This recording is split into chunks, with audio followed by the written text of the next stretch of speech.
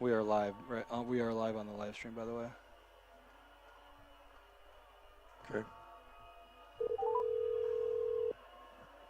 See, I thought maybe this had to do with it. Did you see that message? KOW.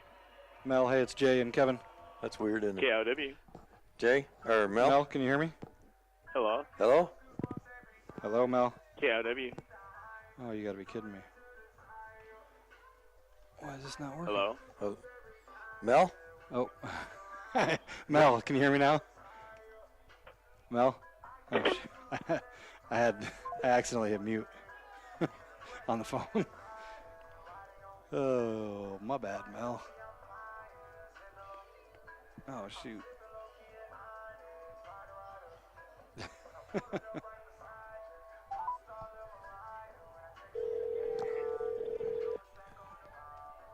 You like KOW. that? Mel, can you hear me now? That's better. Yep. Yeah, that helps when I don't have you on I'm not mute. going to try to spell I it. had the phone was on. I accidentally hit the mute button, so. Oh. Oh, I whoops. see you're done talking to me. Yeah. So. We don't like you anymore. Yeah, if you want to. I live, totally understand. the live stream's up and rolling. Okay. And so far, it looks like we have decent connection on the live stream, so hopefully that holds out. Awesome. But if you want to throw us through to the radio and then text me if the radio feed is low, I don't really know what else we can do on our end, but we'll go from there. Yeah, hopefully it's all good. I'll transfer you guys over. All right, thank you. Thanks, Mel. Yep. Whoa. Shh. You guys there? Yep. Yes, sir. All right. Hey, you guys have a great game. You too. Thanks, Melvin. Yep. You bet. Oh, I wanna get lost in your rock and roll and drift away. Give me the beat, boys, and free my soul. I wanna get lost in your rock and roll and drift away. Won't you take me away?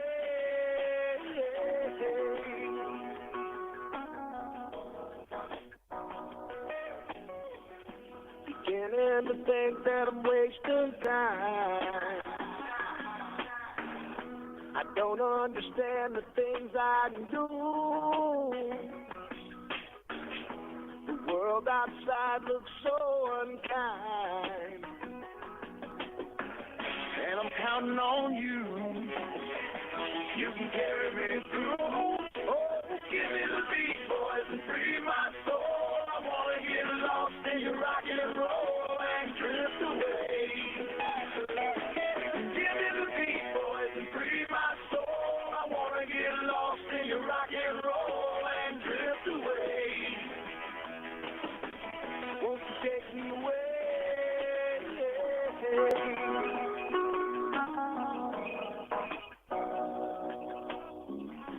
And when my mind is free, you know a melody can move me.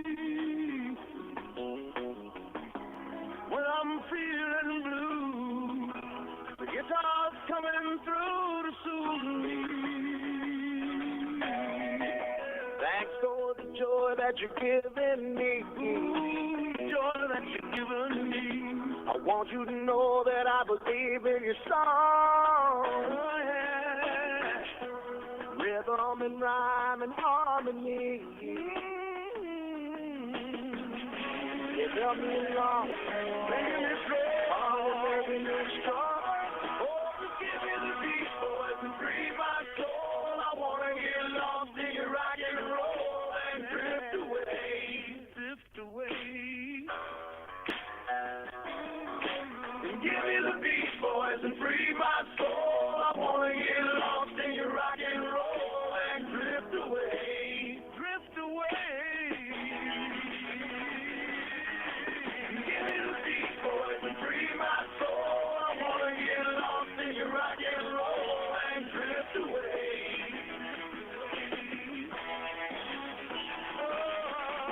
Give me the beat, boys, and free my soul. I wanna get lost in your rock and roll and drift away.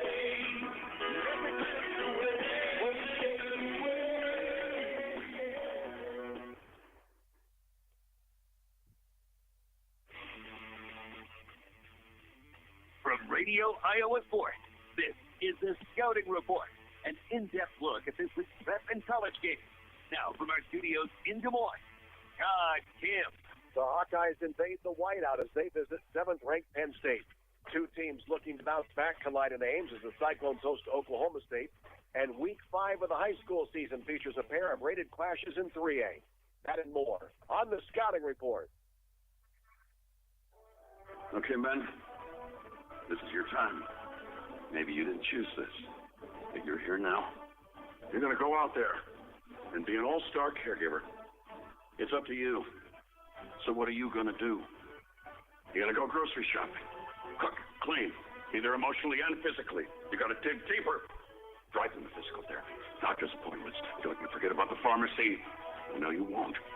Because that's what caregivers do. Don't give up. Don't ever give up.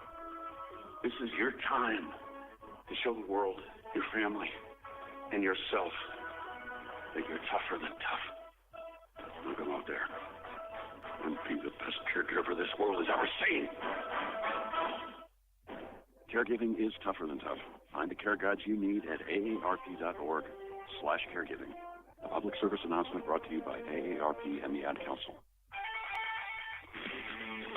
The Scouting Report from Radio Iowa Sports. Iowa's offense has shown improvement this season, but that needs to continue as the 24th-ranked Hawkeyes visit number 7 Penn State in a Beaver Stadium whiteout. The Nittany Lions are 3-0 and have scored 30 or more points in 9 straight games. Iowa's done that just twice in the last 2 seasons, and it'll be up to the defense to keep the Hawkeyes in it. First things first is make it close, and you got to try to figure out how to make it go in the fourth quarter. But it's to play in a raucous environment like that. It's good to be the home team for sure. That's Iowa coach Kirk Ferentz. The Hawkeye run game sprang to life last week in a win over Western Michigan, and that ground game will be needed to slow down Penn State's pass rush. I mean, yeah, as a competitor, you look forward to games like this. That's why you come to college. You know, you grow up watching games like this. I mean, it's like a dream come true. So once you go out there, you take a deep breath, you look around, you're like, dang, I'm really in it now. So, I mean, you look forward to these as a competitor, and this is what you come to play college football for. That's junior running back Deshaun Williams. It's a 6:40 Iowa time kickoff. It'll be carried by CBS. Iowa State coach Matt Campbell thought his team lacked a sense of urgency last week in a 10-7 loss at Ohio. That should not be a problem tomorrow as the Cyclones host Oklahoma State in their Big 12 opener and need a win to keep the season from possibly unraveling. The Cowboys are also looking to bounce back from an embarrassing home loss to South Alabama. And at this point, Coach Mike Gundy has been rotating 3 quarterbacks. The one thing about Coach Gundy's offense is, he has certainly had a pretty consistent theme of what he's tried to do. They've got great wide receivers. They've always had really great tailbacks. And really all 3 of the quarterbacks have got experience. The Cyclones are 1-2. The Cowboys are 2-1. And weather could be a factor in this one with a chance of thunderstorms late in the afternoon. It's a 3 o'clock kickoff in Jack Trice Stadium. It'll be televised by Fox Sports 1. High school football's next on the Scouting Report. Hi, I'm Mike Mefford, physical therapist with Hancock County Health System's Sports Medicine Department. My colleagues and I are redefining the rules of the game with our extensive sports medicine experience and knowledge and utilization of state-of-the-art equipment and facilities. Let me help you change your game by recognizing your athletic potential. Join me at the HCHS Wellness Center in Britt or at the Garner Rehabilitation Clinic. Hancock County Health System. Your health, our care, a lasting partnership.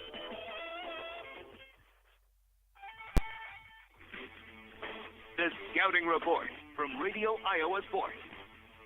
District play begins in Class 3A, and there are 2 rated matchups to get things started. That includes District 6, where second-ranked Harlan visits number 3 Creston.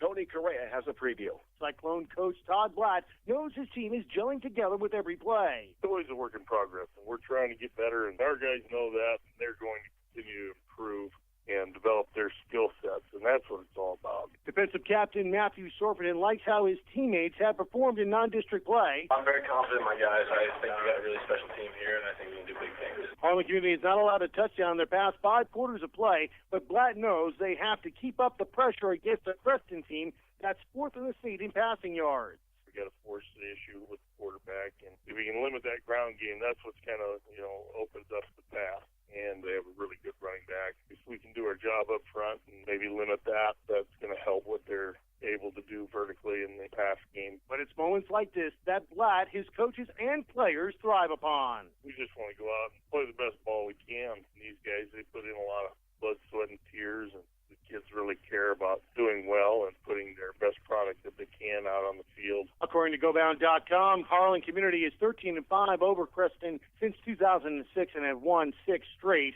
For KNOD Radio, I'm Tony Correa reporting for the Radio Iowa Scouting Report. District 2, 5th-ranked Clear Lake is on the road to play number 7 Webster City. The Lynx are led by senior Jackson Cherry, who Clear Lake coach Aaron Stensland knows will provide a test for the Lions. Place winner in wrestling. He's a track place winner. He's an all-state football player being recruited right now all over the place. So, yeah, and we've heard just a tremendous kid, too, just a nice kid and great teammate. So we're excited to get a chance to play him. We'll see how we feel 3 hours after the game, but we're looking forward to the challenge. We know it's a great challenge. He's a great player. 2 of the contenders in District 1 collide when 4th-ranked Sioux City Heelan is at Sioux Center. The Heelan defense is yielding only 83 yards of rushing per game, but Coach John LaFleur says that run defense will be tested by Sioux Center. We're going to have our hands full with that with Sioux Center because they like to strap it up and come right at you. So it'll be interesting to see how effective we can be in stopping their really solid ground. 10th-ranked Solon opens a demanding schedule in District 5 with a visit to Grinnell. This district includes 4 teams that qualified for the playoffs a year ago. You better focus on the team that is right in front of you and take care of business because it's a grinder for sure. Yeah, I mean, you have some quality opponents in this district, and we get 3 right in a row, which is. We're going to find out in a hurry. That's Solon coach Lucas Stanton, also in Class 3A tonight. Top-ranked Williamsburg is at home against South Tama. In 4A, it's number 1 Adel ADM visiting Boone. Second-ranked Western Dubuque is at home against Waverly Shellrock. Third-ranked North Polk takes on Des Moines North. And in 5A tonight, it's top-ranked Southeast Polk visiting Sioux City East. Number 3 Bettendorf hosts Dubuque Hempstead, while 4th-ranked Pleasant Valley is on the road at Dubuque Senior. This season, Bex is recognizing student athletes that are not just a star in athletics, but a player that shows heart in school, at work, through the community, and in the ag industry. Sarah Dean of North Fayette Valley has started her own cattle herd, and it's taught her to keep a positive attitude in athletics. If things just don't go really well, I'm frustrated. Like, you can tell that the cows know that. If I'm walking my heifers and they can tell that something's up, then they don't walk as good as when they know I'm happy and content. And so, like, during sports, I need to keep my head up, and if I make a mistake, I need to let it go. I can't let things bother me. Algona's Reed Luwaji has grown up around agriculture, and it sparked his interest in livestock. We've always had animals on our farm. We have goats now, and we've always had cattle and chickens and everything. And my earliest memory is getting up and doing chores every morning, and I just really like working with animals. That's probably my favorite part of it. Aubrey Haft of Central Springs is a 4-sport athlete who's inspiring the next generation with her involvement in youth volleyball, basketball, and softball programs. Growing up, I always went to camps, and we had little our youth team practices, and I loved it when I got to be around the high schoolers. Like, I can give you the names of the ones I looked up to, so having that role reversed and, like, being their little role models is just so precious to me. And Abby Palama of Trinity Christian High School has seen the importance of agriculture in her community through her work on the family farm and at her father's supply store. A big part of where we live, and it just provides you with all your everyday needs. We'll wrap up Week 5 next on the Scouting Report. Hello, this is Lex Swivel, a registered nurse at Hancock County Memorial Hospital. The average wait for an emergency treatment nationwide is about 2 hours.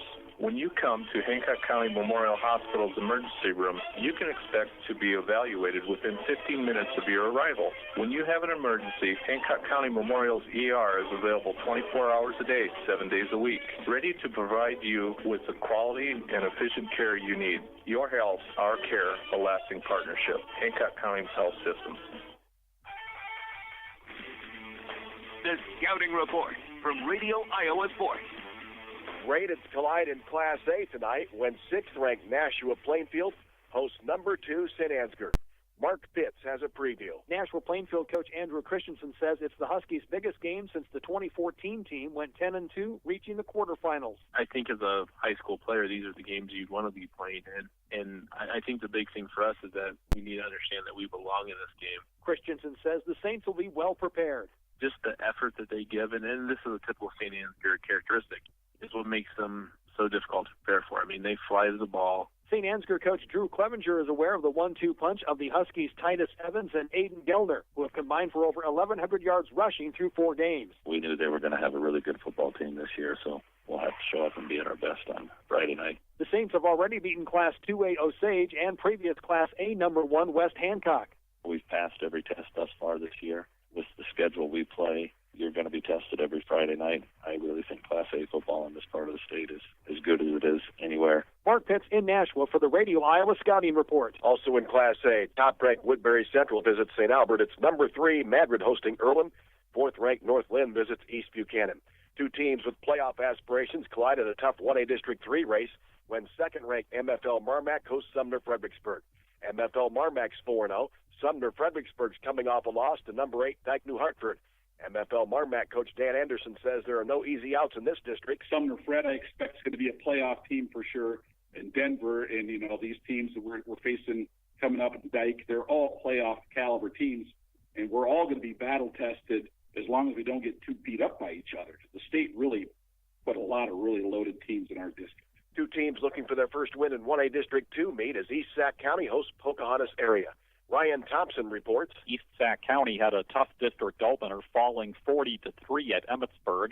To make matters worse, the Raiders suffered a few key injuries in that game, forcing coach Eric McCullough to make some adjustments. With our short roster, we're going to have some guys playing out of position. We just got to try and give them some reps and simplify some things down for us a little bit. And this week, we hope we can match up a little bit better just because they're more of a spread, but they have a really tough run game. And even though they're in that spread, they want to run the ball. Pocahontas area coach Mike Ains says turnovers in this game will be crucial. We have not won the turnover battle all year in our first 4 games, and that's something we've been trying to get better at. And we've got to take care of the football, and we've got to be able to force some turnovers, I think. And that's going to be a key, I think. Other than that, we probably both match up pretty well. East Sac has intercepted 11 passes on the season, tied for 2nd in the state. Pocahontas area and East Sac County meeting on the gridiron for the first time in 3 years, both looking for their first district win. Pokies won 5 of the previous 7 meetings. For the Scouting Report from Storm Lake, I'm Ryan Thompson. Also in 1A tonight, it's 3rd-ranked Underwood hosting Shenandoah. 4th-ranked Iowa City Regina is at Cascade. 2 of the unbeatens in 2A District 1 collide as 4th-ranked Western Christian hosts number 3 West Lyon. Doug Brook has a preview. Both teams are 4-0 coming into the game. Western Christian coach Travis Coimas says it's exciting to be involved in a game like this. It's a great test of, are we able to match the physicality of a very physical team? Are our guys ready to focus all week in practice to prepare the way you have to prepare to be able to win a big football game? All that stuff gets thrown into this week, and that's exciting. I love our guys' approach so far this week. It was great. And then we'll just see if we can execute and perform tonight. West Lyon coach Jay Rosenbaum says Western Christian has talent all over the field. Very impressive football team, offense, defense, special teams, and very, very well coached. The other unbeaten team in Class 2A District 1, 2nd-ranked Central Lyon George Little Rock, faces a rated matchup at number 10 Cherokee tonight. For the Radio Iowa Scouting Report, I'm Doug Brook. 2A top-ranked Van Meters at home against Clark, and an 8-player tonight. It's number 1 Gladbrook Rhinebeck hosting Janesville. 2nd-ranked Winfield Mount Union is at home against English Valley. That's all for the Scouting Report. For Radio Iowa Sports, Miller & Sons Easy Go Golf Cars in Britt, Iowa. Looking for a get-up-and-go have-fun car? Check out Easy Go's new elite models powered by Samsung lithium technology with unbeatable power and performance, unprecedented zero-maintenance batteries, and an 8-year warranty. Check out our new pre-owned and customized options today at Miller & Sons Easy Go Golf Cars, 1/2 mile south of Britt on James Avenue. All right, it's now time for West Hancock football on KHAM B103 and streaming live at KIOW.com. Now let's head to your pregame and live play-by-play with the voices of Eagles football, Kevin Wilson and Jay Hiscox. Thank you very much, Mel, and welcome everyone to tonight's broadcast and the Miller & Sons pregame show here on KIOW and streaming live on KHAM, streaming live on KIOW. As Mel said, we are in Sheffield tonight as the Eagles are on the road for a contest with the West Fork Warhawks. I am Kevin Wilson alongside the professor, Jay Hiscox. And Jay, it's a weather night. Good evening. It's a little soggy out here. It's good duck weather, but hopefully the lightning stays east of us, it looks like. We are able to get this game in with no delays. I know there's a lot of games tonight that are going to have rain, and some games got started a little bit earlier. I know North Union and Lake Mills, they started at 6 o'clock, so we'll have to get a score update on that one during the pregame show. But, yeah, football weather, Kevin. That's right. It is football weather. We are halfway through the season already. It's hard to believe. The 4 games down, 4 games to go. And tonight, district contest once again here in Sheffield. The Eagles are 9-0 in contest against the Warhawks over the years. And if you include the precursor schools that combine to make up West Fork, the Eagles are a whopping 15-0 against all of those schools. That would be Rockwell, Swaledale, Sheffield, Chapin, Missouri, Thornton. A lot of them. A lot of them, yep. So tonight the Eagles will look to continue their dominance in these contests and scratch their way back up to the top of the polls. After that loss to St. Ansgar, they dropped a bit. So I know we're going to have some disappointment tonight, Jay, as you're not going to be able to say your favorite name on the radio. Chibambo, I just said it right there. There are no Chibambos in the Warhawk lineup tonight. But was it a Jesse Chibambo and a Josiah Chibambo? Yep. I think there was, for 8 straight years, we had a Chibambo. That was my favorite name to say. I kind of secretly rooted for them to get off a big run. Yeah, but yeah, they are done and graduated, I believe. All right, we're going to take a quick break. We come back, we'll talk a little bit more about the West Fork Warhawks. This is West Hancock football on B103. Hi, I'm Dave Zroslik, president of Stellar Industries. The employee owners of Stellar Industries reflect the values of small-town living: honesty, integrity, kindness, and caring. With locations in Garner, Kanawha, and Mason City, Stellar is a proud supporter of high school athletes from across the North Iowa area. Log on to StellarIndustries.com to learn more about Stellar and how you can become part of our family. Go Eagles from the Britt Chamber of Commerce and our members including Scott Johnson Drainage, Charleston Auto Parts, Westview Care Center, Allies for Substance Abuse Prevention, and Big Brad's Barbecue. We appreciate your support. See the Britt Chamber of Commerce Facebook page for info and events. Miller & Sons Easy Go Golf Cars in Britt, Iowa. Looking for a get-up-and-go have-fun car? Check out Easy Go's new elite models powered by Samsung lithium technology with unbeatable power and performance, unprecedented zero-maintenance batteries, and an 8-year warranty. Check out our new pre-owned and customized options today at Miller & Sons Easy Go Golf Cars, 1/2 mile south of Britt on James Avenue.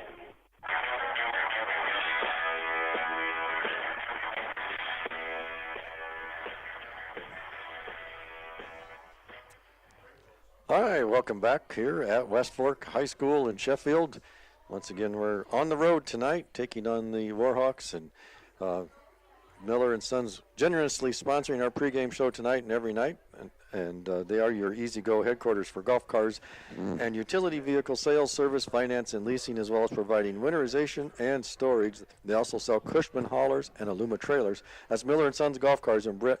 Check out their inventory at millergolfcars.com or give them a call at 641-843-4132. Jay, Warhawks looking for some success this season. Started off pretty good, but not so much. Started off 1-0, and second-year coach Daniel Westhoff brings the Warhawks into tonight's contest 1-3. They bested Clayton Ridge in that season opener before dropping games to Newman Catholic, North Butler, and Lake Mills. Lake Mills and North Butler are having really good seasons right now, and Newman Catholic will find a little bit more out tonight as they're at Belmont tonight. Quarterback Sage Sunken returns for his senior season. He's 14 of 40 through the air for 287 yards and a touchdown, while rushing for 164 yards and 2 touchdowns. Senior A.J. Anderson, sophomore Dak Sunken, and freshman Blaine Schultz round out the quartet of rushers. Anderson has 148 yards and a touchdown. Dak Sunken has 125 and a trip to the end zone, and Schultz has 127 yards and a touchdown as well. Sunken's primary receiving target is Cade Eberling, and I know, Kevin, I know Sunken and Eberling from the basketball court. Eberling is about 6'4", 6'5", really moves well, coordinated kid, and I can see him being a problem on the outside to good-looking target there, and he's got 14 Warhawk receptions, including a touchdown. Defensively for the Warhawks, A.J. Anderson has been a force. He has 54 of the team's 219 tackles. Sophomore Jack Waters has 26 of his own with 3 for loss. As a team, the Warhawks lead the state in tackles, which is good to lead the state in a category, but that also means your defense has been on the field for a long time as well. So Eberling also has 4 interceptions on the defensive side of the ball as well. So that is your breakdown of the Chibambo-less West Fork Warhawks. Guess I got to turn myself back up there. It'd be interesting to see if they're able to use that height outside with Eberling Yeah, I would tonight. think they're going to – that's their biggest matchup advantage is the quarterback and Eberling on the outside. And I would imagine they'll at least throw it up to him a few times. It's just going to be a matter of if he's got time to throw and how many Britt Food Center sacks we get a chance to have tonight. All right. Well, thank you for that breakdown of the Warhawks. We're going to take a couple-minute break. When we come back, we'll talk about the West Hancock Eagles here on the Miller & Sons pregame show. This is West Hancock football on KHAM and KIOW. Miller & Sons Easy Go Golf Cars in Britt, Iowa. Looking for a get-up-and-go have-fun car? Check out Easy Go's new elite models powered by Samsung lithium technology with unbeatable power and performance, unprecedented zero-maintenance batteries, and an 8-year warranty. Check out our new pre-owned and customized options today at Miller & Sons Easy Go Golf Cars, 1/2 mile south of Britt on James Avenue. Forge and Build is Britt's one-stop shop for contractors and do-it-yourselfers. Not sure what you're looking for? Let their trained professionals help you determine what lumber, tools, or hardware you'll need to get any job done. Stop by and see them at First Avenue Northeast in Britt, or visit them at forgeandbuild.com. We want to see your smile. Garner Dental Group provides orthodontic treatment for all ages. A platinum-level Invisalign office is right here in North Iowa. Dr. Amy and Dr. Bree would love to show you what orthodontics can do for you or your child. Garner Dental Group, we provide everything your smile needs to shine. Visit us today at garnerdental.com to find out more. Trolson Auto Parts in Britt is your local source for all your vehicle needs. We offer a full line of automobile service along with auto parts and accessories for your vehicle. Did you know Trolson's is also a dealer for Snowdog snowplows? Contact Dan at 641-843-3865 for all your automotive needs. Go Eagles. Miller & Sons Easy Go Golf Cars in Britt, Iowa. Looking for a get-up-and-go have-fun car? Check out Easy Go's new elite models powered by Samsung lithium technology with unbeatable power and performance, unprecedented zero-maintenance batteries, and an 8-year warranty. Check out our new pre-owned and customized options today at Miller & Sons Easy Go Golf Cars, 1/2 mile south of Britt on James Avenue.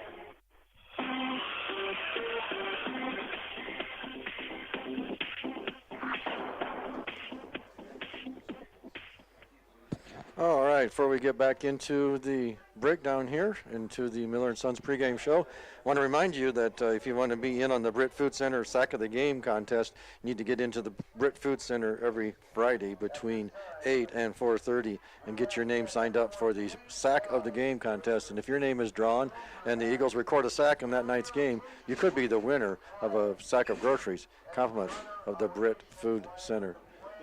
And I believe we're going to have our national anthem right now, Jay. Yes, we are. So I'll try to get that on the air for you.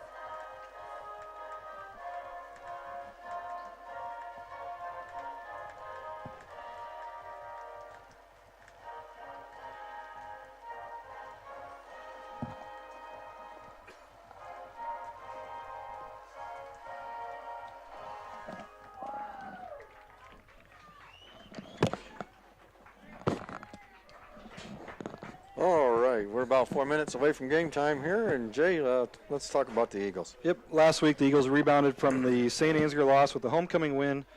Coach Sanger's 50th win of his career. Mitchell Smith continues to be efficient in the passing game, having completed 14 of 28 passes for 292 yards to go with 6 touchdowns against no interceptions.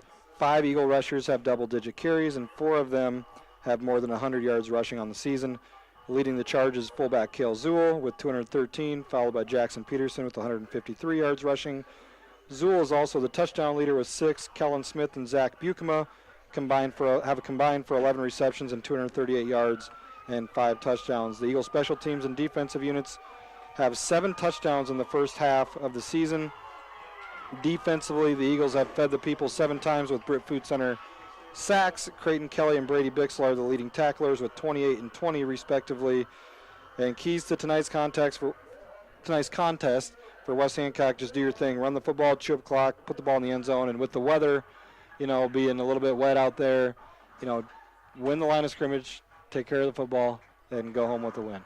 All right. Pretty simple stuff. And we will see the Warhawks start with the football tonight. Eagles will start on defense. We'll take a 60-second break. We come back, we'll have our starting lineups, and we're ready for the kickoff here at Sheffield. This is West Hancock football on B103. Farmers Trust and Savings Bank, your hometown community bank, offering expertise in ag and commercial lending with digital banking products to fit all of your financial needs. Contact us today in Buffalo Center, Lakota, Brent, Lake Mills, and Bryceland. Member FDIC. Miller & Sons Easy Go Golf Cars in Britt, Iowa. Looking for a get-up-and-go have-fun car? Check out Easy Go's new elite models powered by Samsung lithium technology with unbeatable power and performance, unprecedented zero-maintenance batteries, and an 8-year warranty. Check out our new pre-owned and customized options today at Miller & Sons Easy Go Golf Cars, 1.5 miles south of Britt on James Avenue.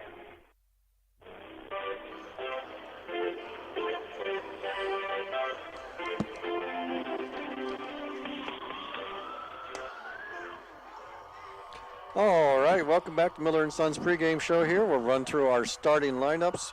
First for the West Fork Warhawks. Starting at center, number 64, Wyatt Bonina. He's a sophomore, 5'7", 192. At guard, number 56, Peyton Peterson. He's a freshman, 6'1", 219. At the other guard, number 68, Jaron Heitzhusen. He's a junior, 6'1", 234 pounds. The tackles are number 52, Cannon Vold. He's a junior, 6'2", 212.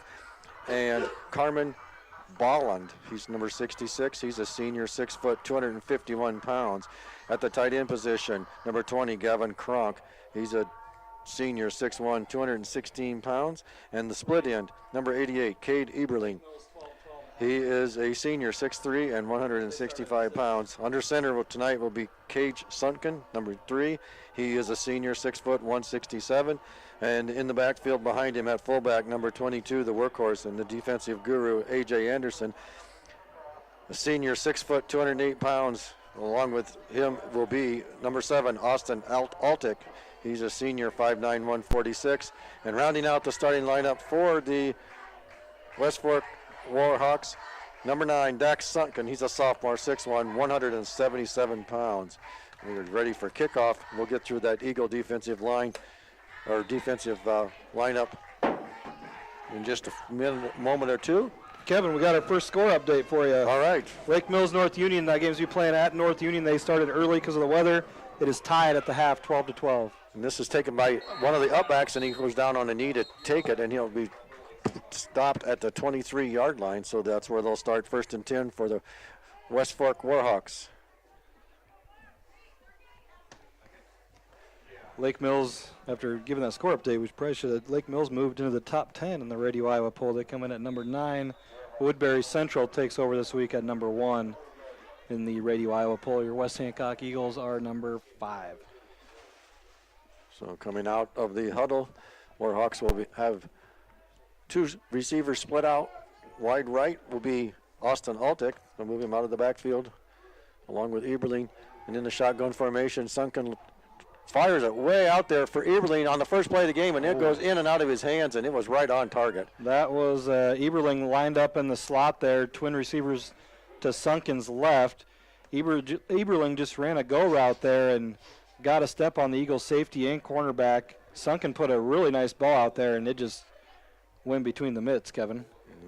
West Fork looking for a big play early. We talked about in the pregame, if there's anywhere where they might have their best advantage, it's that passing game from Sunken to Eberling, especially with Eberling's size. There he showed that he's got some good straight line speed. And that pass was right on the money. It was on the money. So they come out now, flip the formation to the near side. Eberling split out wide right, Altick to the slot position, and this will be Sunken on the keeper, and he'll go nowhere. Might have lost a yard or two on that one, and that'll bring up a third down.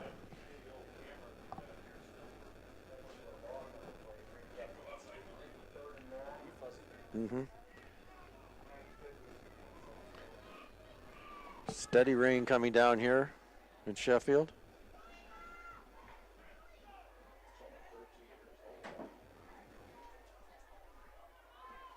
The Warhawks come out 2 by 2. An empty backfield for Sunken. Here's the snap. He looks out to his left, fires. It's it's complete to his tight end. Incomplete. Oh, incomplete. Dropped it on the Okay. second bobble. It looked like he was going to bring it in on the first bobble, and then the referee on the far side there gives the incomplete. So that'll bring up fourth down. 11:05 to go, just underway here. It'll be fourth down and 13 from the 21-yard line. Eagles will send Kellen Smith and Mitchell Smith deep to receive the punt. Technical question for you. Are you buzzing anymore now? No, I am not buzzing Something anymore. to do with the little cord. Hopefully you I didn't think hear. it was in the back of your mic one there. All right. Hopefully we're not hearing any buzz out there in the radio land. And here's the kick. It's high, end over end, and it's going to be gotten. Mitchell's bailed out of it at the last minute, and it's going to be down at the Eagle 43-yard line where they'll start first and 10. I think Mitchell lost that ball in lights. It looked like he had a good beat on it first, and then all of a sudden he kind of had one of those looks in his eyes like the center fielder when a ball gets hit and they feel like they got a beat on it, and then it's gone. So Mitchell does the wise thing, gets out of the way, and West Hancock will still take over in really good field position from their own 42, 43, we'll call it. 43. So first and 10 for the Eagles. They come out wing to the right. Mitchell will go under center. Traditional Eagle offense. He'll turn, hand it off to Zool. And Zool's got lots of room to run, and he takes it up over the 50 into Warhawk territory to about the 44-yard line. They're going to mark it right at the 45 with his knee down. Gain of 12 for the Eagle fullback on first and 10. You'll take that. Eagle fullback getting established early, especially in a soggy game like tonight down in Sheffield. Not much at the line of scrimmage. It'll be Zool again off the right side, another 5 yards as he takes it down to about the 40. So to bring up second down and 5 for West Hancock. The field looks in good shape right now. Well, everything's been so dry. I mean, a lot of these fields could take a few inches of water. Wing to the left for West Hancock. Smith under center. And it's going to be Jackson Peterson. And he's got the corner with a stiff arm. And he'll have first down yardage. And he's twisted down awkwardly at about the 34-yard line. It'll be first and 10 for West Hancock. Called a gain of 6 for JP's first carry of the night. So far, so good for this Eagle offense. Mitchell Smith doing a good job with tempo, getting his team in and out of the huddle here on their first drive. Wing to the right now. Turn, give it to Zool off the left side. Big hole as he bulldozes his way down to the 25. Eagles just very methodical, keeping it on the ground, and you working the fullback. 9:47 to go in the first period. First possession for West Hancock. And they're out of the huddle quickly with a little tempo. Yeah, really good tempo here by Coach Eisman getting these plays in and out. Wing to the right is Jackson Peterson. And it's going to be Zool straight up the middle. Lots of running room as he takes it inside the 15. They're going to mark him down at the 13-yard line. Yeah, call it the 13. So another gain of 12 for Zool. Another first down for West Hancock. Warhawks on their heels early in this one. The Eagles are coming out and just marching right down the field. Jackson Peterson, wing to the right. And it's going to be Kellen Smith this time. And Kellen dodges a tackler in the backfield. Now he's weaving in and out of traffic looking for a hole. He takes it just inside the 10.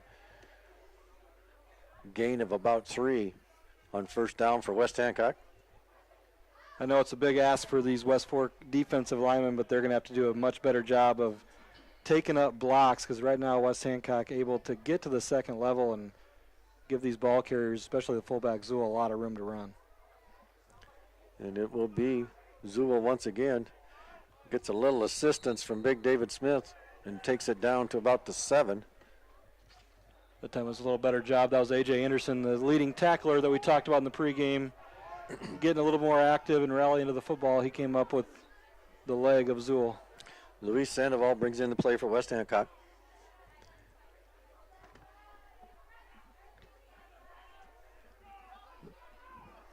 They'll break the huddle with a full backfield.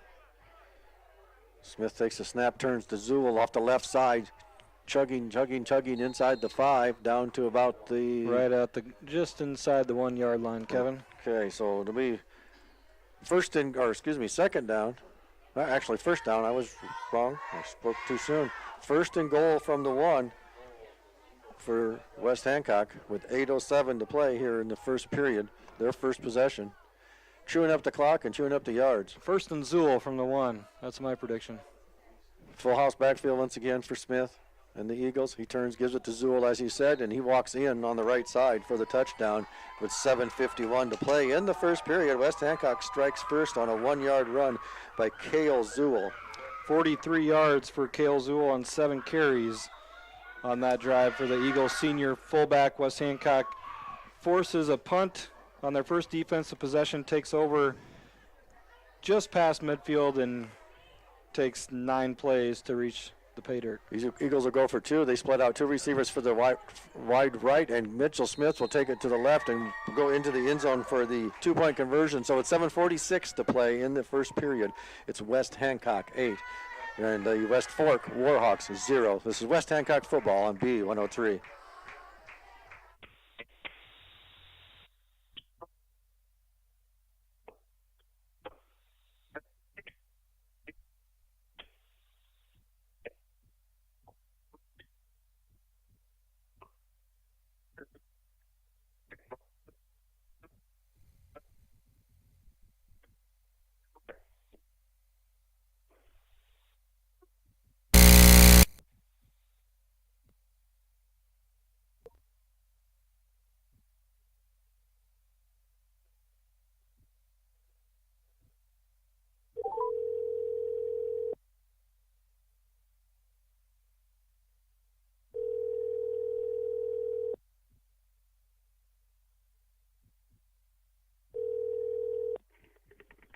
KIW. Mel. Hey, Mel, we got disconnected and we couldn't hear any commercials.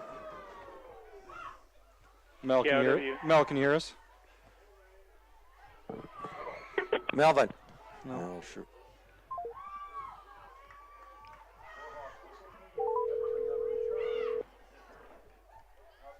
You should be live on the... Right. KIW. Mel, can you hear me? Oh, you got to be kidding me. Hello? Mel? All right. I don't know if you can hear me out there, back but if you meant to. I'm going to... It'll be West Fork ball on their own 48-yard line as they come out now. With some confusion, one player running out on the field. I don't think he knows the play, and he's going to take a timeout. We'll take the timeout with him here. So West Fork needs a timeout after some confusion on the field with 7:37 to play. We couldn't hear the radio, and we got disconnected on the phone when we were trying to call you. It didn't. You couldn't hear us.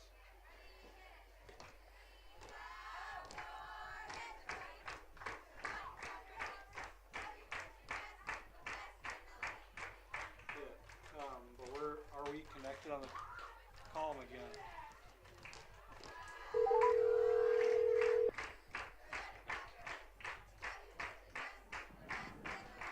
KIW. Can you hear me?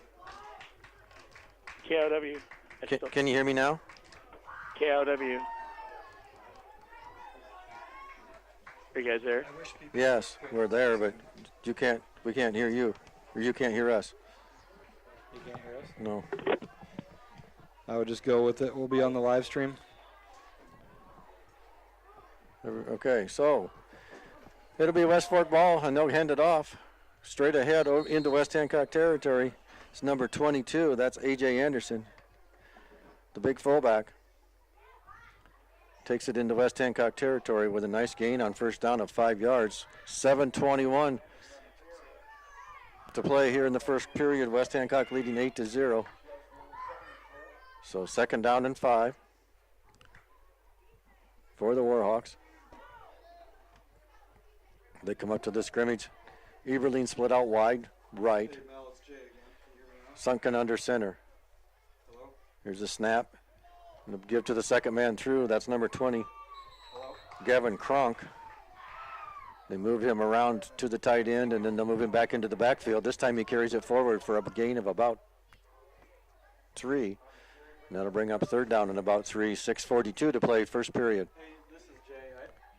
Raining a little bit harder here now.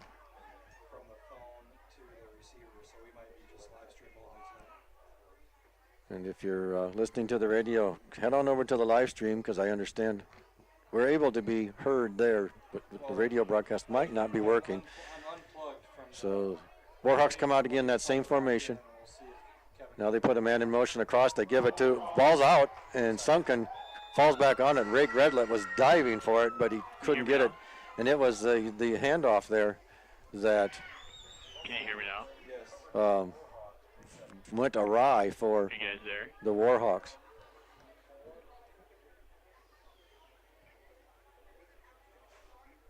So if you're listening back there in the studio, No, I don't have you.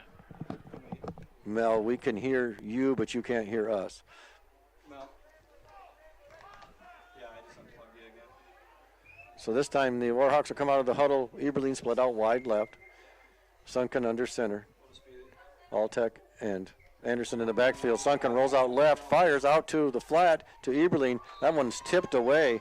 I'm not sure if that was Bixel that got to that, but somebody tipped it away, and Eberlein didn't have a clean shot at it. So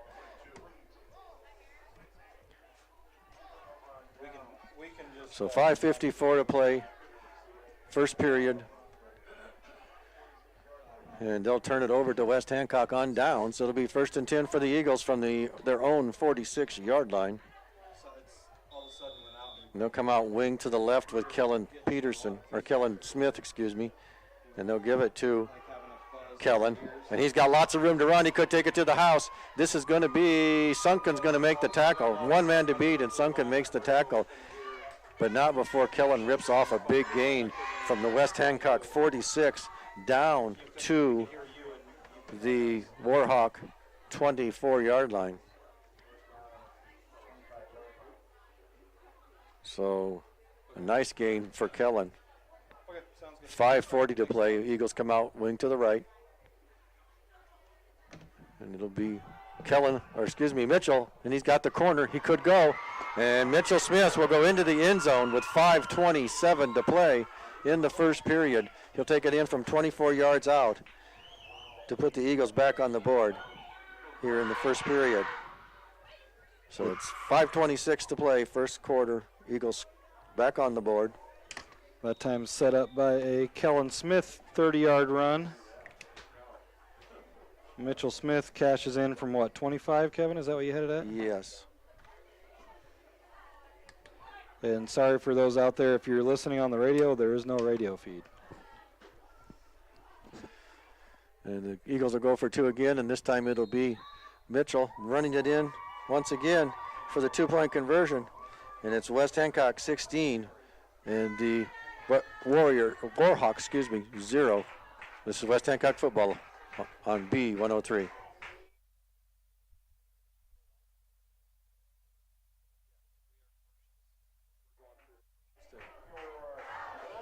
Oh, all right.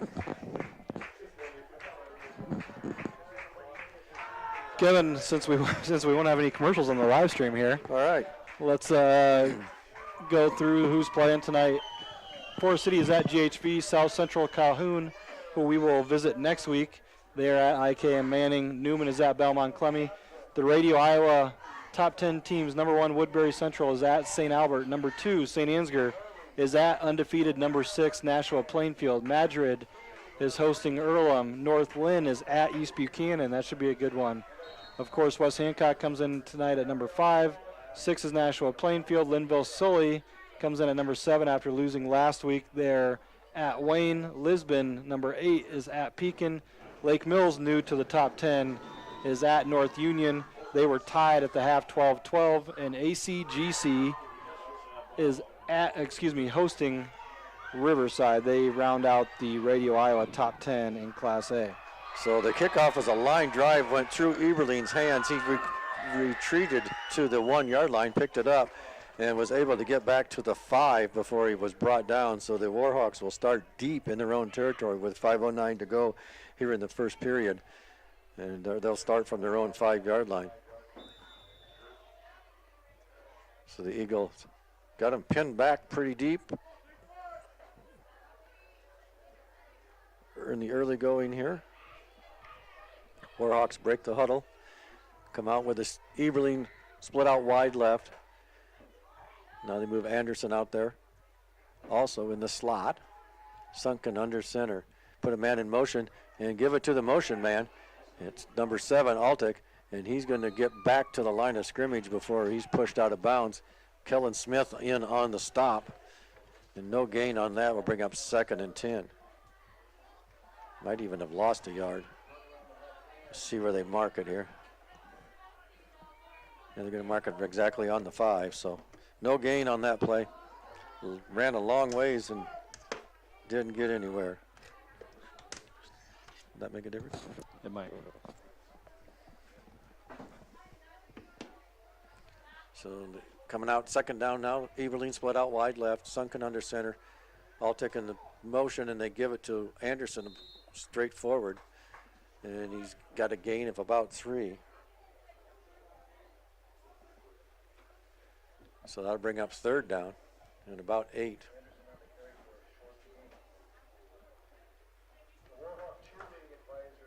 So 4:41 to play and counting.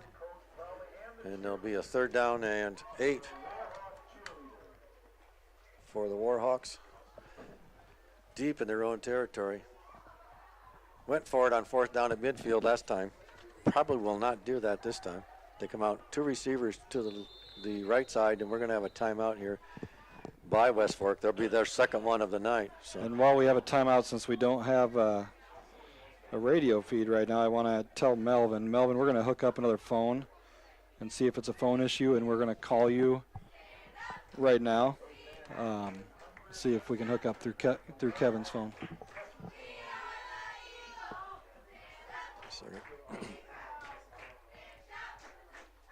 All right, go ahead, Jay, and I'll get this. And after the timeout, it'll be 3rd and 7, West Fork from their own 8 yard line. Really, Kevin, it was the first play of the game that was probably their most successful looking play, even though it was incompletion. Even though it was an incompletion, and it looked like it was going to be a possible touchdown, but I'm unable to come up with it. So they'll go for it here, and it'll be a keeper by Sunken. He's going to have 1st down yardage. He's going to get it up about to 15. He'll be close anyway to the 1st down. I think he's actually, they're going to mark him short. So it'll bring up 4th down. Hold on there. Yeah, you got. I'm going to have to take this off of Yeah, here. that's fine. We're working on trying to get the radio stream, or the radio back. I know we're still on the live stream, but trying to get the phone to call in and get us connected once again. So back to punt for the Warhawks, number 20. That is Gavin Kronk. Standing at midfield is Mitchell Smith, and this one is a line drive heading to the far sideline. Yeah, nothing. And they're going to get away from it. And it'll be downed at about the 48-yard line of the Warhawks. So no dice there, no Kevin. Dice. All right. Well, apologize to everybody that's trying to listen on the radio tonight. Most of them watch the live stream anyway. True. So. But if you are trying to know someone who's trying to listen on the radio, have them head on over to the live stream, and you can at least watch the game. As the Eagles will come out quickly here, wing to the right, Mitchell under center once again. Steady rain continues to fall, and it'll be a counter play with Jackson Peterson. Jackson looking for some holes to run through, and he finds one. and then runs into, after a gain of about 8 yards, runs into a couple of defenders that bring him down. Nice juke move there as Cannon Vold, number 52, kind of shut off the outside for JP. But unfortunately for Vold, not a lot of his teammates rallying to the football. He made a nice play, I thought, defensively to shut off the outside, but just not enough guys rallying to the football, and JP picks up 8 on first down. So same formation for West Hancock. Mitchell under center, and he gives it off to Zool. Zool stiff arms, and he is wrestled down by the headgear at the 30-yard line. It'll be a first down for West Hancock. And he was just basically rode him like a bronco down to the ground. 2:53 to play here, first period. West Hancock leading 16-0. Same formation once again, wing to the right. And it's going to be Kellen Smith onto the right side, and he dodges through. He could go. He's got Eberling to beat, and he will take it into the house for the touchdown. 30-yard touchdown run by Kellen Smith with 2:35 to play in the first period. He had a 30-yard run on the last possession to set up a Mitchell Smith touchdown. This time his 30-yard run ends in the end zone. Eagles lead 22-0 pending the point after attempt. 2:35 to go here in the first quarter. And the Eagles will go for 2, full house backfield for Mitchell and company. They give it off to Zool. He runs off the left side and into the end zone for the 2-point conversion, making it 24-0 in favor of West Hancock. And that first drive, Mitchell converted the 2-point conversion, correct? Correct. Yep, Mitchell on the keeper, and so far in this one, and apologies because of the technical delays, I am way behind on the West Fork stats, and I'm not going to even try to get caught up on those, but West Hancock right now, just doing some quick math, 117 plus 25, Kevin. What's that, 142 yards. All on the ground here, total offense for West Hancock in this first quarter, and we still have 2:32 to go. West Fork has 1 first down in the game, is that correct? Yep, on their last drive. Really, the first play of the game was a beautifully drawn up, executed well, except for the final step in the execution of the catch. I thought the line blocked well on that pass play from Sunken to Eberling, and Eberling just unable to come up with it. You wonder if maybe the weather had anything to do with it, but it looks like the rain is coming down a little bit thicker now. Yeah, it is, and the ball is definitely slippery out there. We're thankful to be in a dry press box. And David kicks this one off, and he to the near corner, and we'll see where it's taken right at the goal line. And they're saying his knee was, in a touchback. He was in the end zone. So, all right, so. Interesting. Yeah, I think it, I think it was a touchback anyway.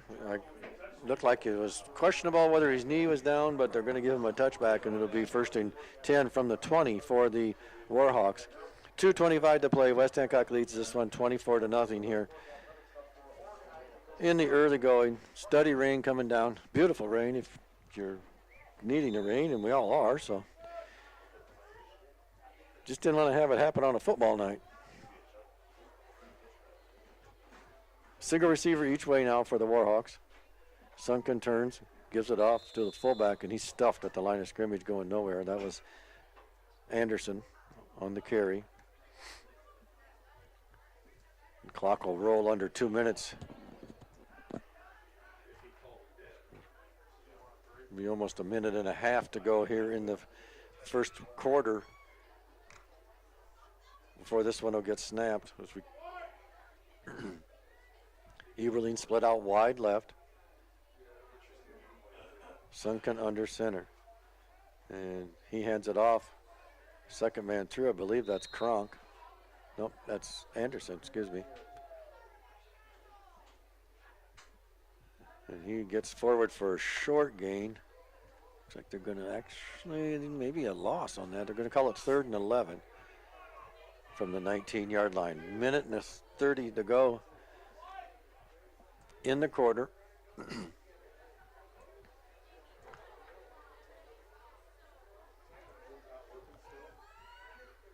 Eberling and Altick split out to the right. Eberling in the slot. Sunken in the shotgun. And he fires it out here to Altic. Altic catches it at the 21-yard line and brought down after just another yard gain. Jackson Peterson all over that one. Yeah, good open field tackle that time by Peterson. He was basically playing the depth of the sticks there on 3rd and long and watched the ball be completed and came up and made a nice, sure tackle to force the 4th and 8 here. And it looks like West Fork will drop back to punt once again. And standing on their own 40-yard line are Mitchell and Kellen Smith.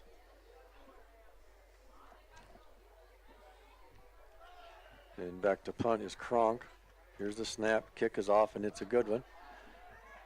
Angling to the far sideline and get away from it. Mitchell goes back like he's going to pick it up. Yeah, he had ideas of wanting to go back and scoop that up, but he slipped, and it's probably a good thing that he slipped. West Hancock will take over from their own 40-yard line, and we got to make sure we watch the yard line here, Kevin, as the old yard line contest winners will be announced end of the first quarter. We got 20 ticks to go here. And to the camera's left will be what we call the north end zone, and to the right of where the camera is set up will be the south end zone tonight as we're on an east-west field.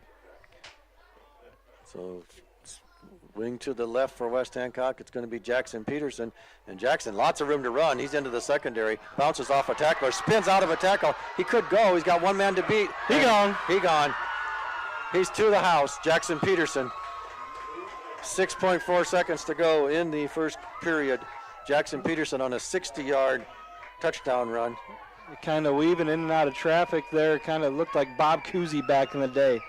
Weaving in and out of defenders with the dribble, and Peterson able to then finally cut it back against the grain one more time, and he houses one from 60 yards. He'll get a much-deserved break right now. Creighton Kelly into the game here to spell Jackson Peterson on this 2-point conversion. I was going to make a comment here in just a second as the Eagles give it to Cale Zuhl off the right side. Gonna be short. And he is going to be short. So the Eagles will fail to convert that one. So they'll take the lead 30-0 with 3.1 seconds to go here in the first quarter. As you made reference to Bob Cousy, and I'm like, whoa, Jay, you're in the wrong sport, my friend. I was thinking of somebody weaving in and out of traffic. Well, I thought maybe you were talking about my driving coming here tonight. There wasn't much traffic for you to weave in and out of, fortunately. It's a wet one down here in Sheffield. So, Kevin, give me a history lesson. What schools what were the before they finally consolidated into West Fork? Was it Rockwell-Swaledale? Rockwell-Swaledale, and then Sheffield-Chapin and Missouri. Sheffield-Chapin and Missouri-Thornton were separate at one time. Yep, but they went together. Consolidated. Yeah, SCMT. Yep, SCMT, they were and the then Rockwell-Swaledale. Yep, and then those two came together to form West Fork. And if I'm not mistaken, that was 9 years ago, I believe. So maybe it might even be 10. Longer than that, because I just think back of the West Fork, the highly successful basketball program when they first started under Coach Snows and Seth Tuttle and those guys. And Seth Tuttle's been out of college for this is probably 15, 20 years ago now. And this will be Eberlein on the return. He's going to take it down the far sideline, and he's going to bring it up to about see where they line the ball 21 up here, maybe. Kevin. We'll see what it's the end. It'll be the end of the quarter when we. I think it's going to be. We'll see where they. North 20 is going to be your winner. All right. We'll announce that here. Well, we got no commercials, so we might as well announce it now. Huh? Same as the kick. What do you think? Yeah. Well, at the end of one period, it is West Hancock 30 and West Fork 0. Kaysen Anderson is the yard line winner at the end of the first quarter. Kaysen Anderson had the North 20. And again, it does not land on the, what did I have? I can't even remember what I had. Maybe North 28, that's what we needed. Kevin and I would have bought you a Snickers on the way home. Oh, really? All right. Well, since we have no commercials, Jay, I'm just going to read off some of our sponsors here. Sounds good. So we have Bachman Grain and Equipment, Britt Bar and Grill of Britt, Instep Flooring of Kanawha, the Cobbler Shop in Britt, Britt Seed Company, Miller & Sons Golf Cars, and First State Bank of Britt and Woden. I want to thank those people and those businesses for sponsoring our broadcast every week. And again, we are not on the radio tonight, just live streaming only. And ironically, normally that's the other way around. Yeah. But tonight we're able, and is it starting? Hopefully it's raining really good. It's right really now. raining good now. Hopefully his live stream holds out because this is usually the place where we don't have the best connection. Looking at some score updates here, GHV is hosting Forest City tonight. They are tied in a 0-0 deadlock after one. North Union and Lake Mills 12-12 with midway through the third quarter. That's a big one over in North Union. So the Warhawks will start 1st and 10, and they start out with a single receiver. That's Eberling split out wide right. They hand it off to Dax Sunken. He goes off the right side, and he's going to have a little bit of a gain. Oh, actually, I'm sorry. I looked at the wrong. Yeah, it was 2. About a 5-yard gain, bring up 2nd and 5. One of the more successful running attempts for the Warhawks here in the early going. If anybody else out there wants to give me some score updates, that'd be awesome. So Eric Kroll tells me Seth Tuttle is 31, 32 years old, and he played ball against him for 2 years. He graduated in 2013. So probably about 15 years, West Fork High School at least. Sunken fires this one out there on a slant pattern intended for Kronk, and Eagles almost got a hand on that too as Kellen Smith was there along with Bixel. And that'll bring up a 3rd down and 5. 11:15 to play before the halftime break. Speaking of Eric Kroll, that crew at North Iowa, they could ball. They Yes, went sir. down to state one year. I think your son-in-law was he a sophomore on that team or a freshman when they went down to state? Actually, no. He would have been the same age as Eric. So his junior year, right? Yeah, I believe so. Eric and the Ketwick kid and the Hobbs kid. It was a good team. And Sunken rolling out right to his left, and completely a designed run. He has not any intention of throwing that away. Sunken's probably thinking they wish they would have just thrown that play call away. And David Smith comes up a little bit gimpy on the play. Looks like maybe an ankle. Convocation of Eagles gathered to meet with Sunken there in the backfield, and the Warhawks will punt it again here with 10:40 to go in the first half. Back to punt will be, once again, Gavin Kronk.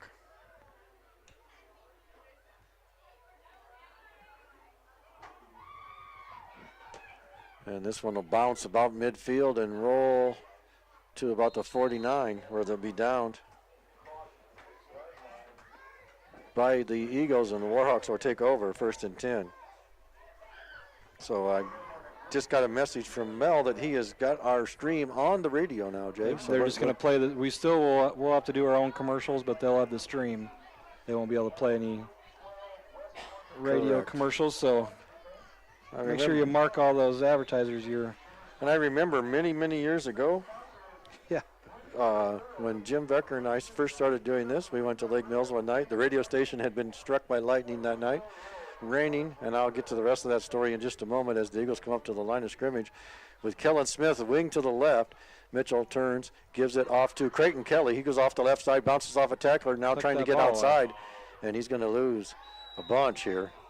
Creighton probably should have turned it upfield and took the 2 to 3 yards that they were going to give him and tried to bounce it outside, and he's going to lose 4 on his first carry of the night. So, yeah, Jim and I, Tony, station owner, Tony Koloff, was at the station that night, and we tried desperately to get back on the air, and Tony went old school. We taped the telephone to the microphone, and we broadcasted through 2 rain delays for 2.5 hours with no commercials. So, wing to the right now, and they hand it off straight ahead. Here's Kale Zool. Kale. Ball was down. He lost the ball there. Somebody right at the 45-yard line. There's some pads popping. And yes, sir. Running over some people. It was number 1. I don't have him on my sheet over here I do not either. And let's see. For the Warhawks that got a rude awakening. Working in the dark, so I can't see that number. Yeah, I can't see there. He probably doesn't want his name broadcast on air anyways. Not after getting hit like that, probably. That was the old truck stick. But I'm going to get right to it, and that was Owen Schmidt. So stuck his nose in there at least. Very good. Creighton Kelly in formation, or in motion across the formation, and they give it to Zool once again. And Zool just takes it straight forward, gets a first down to about the 46-yard line. North Butler is up 7-0 over BCL UW. Club dub. Club dub. Back in the central part of the state there. The Eagles come out. Jackson Peterson wing to the right. It's going to be Kellen Smith. And he'll take it to the 30 where he'll be brought down. And that'll be a gain of about 5 for the Eagles. Good balance here for West Hancock. Zool's 10 carries, 65 yards. Mitchell Smith has got 25 yards. Jackson Peterson 74. Kellen Smith 69. So good balance between those Eagle ball carriers. Like to see them get Creighton Kelly going here. Wing to the left is Kellen, and it's going to be Creighton. Big hole in the middle, and Creighton could take this one to the house. That was a good call. And he will. You did call it, Jay. Creighton takes it in from 30 yards out. 8:07 to go, second quarter. Eagles back on the board. Creighton Kelly from 30 yards. The offensive line is doing some work. Offensive line, and then those ends, and one of those ends, Zach Buchem out tonight. We want to give a shout out to his grandpa Mike. He's had a little health battle, and I know he's always supporting the Eagles, and he's out listening tonight. So glad to see him on the mend and get healthy soon there, Mike. Absolutely. Mitchell will lead the Eagles up to the line of scrimmage, full house backfield. And it'll be Kellen. And he'll try to get to the corner, and we'll see. He does get to the corner, so the two-point conversion by Kellen Smith makes our score. West Hancock 38, West Fork Warhawks 0.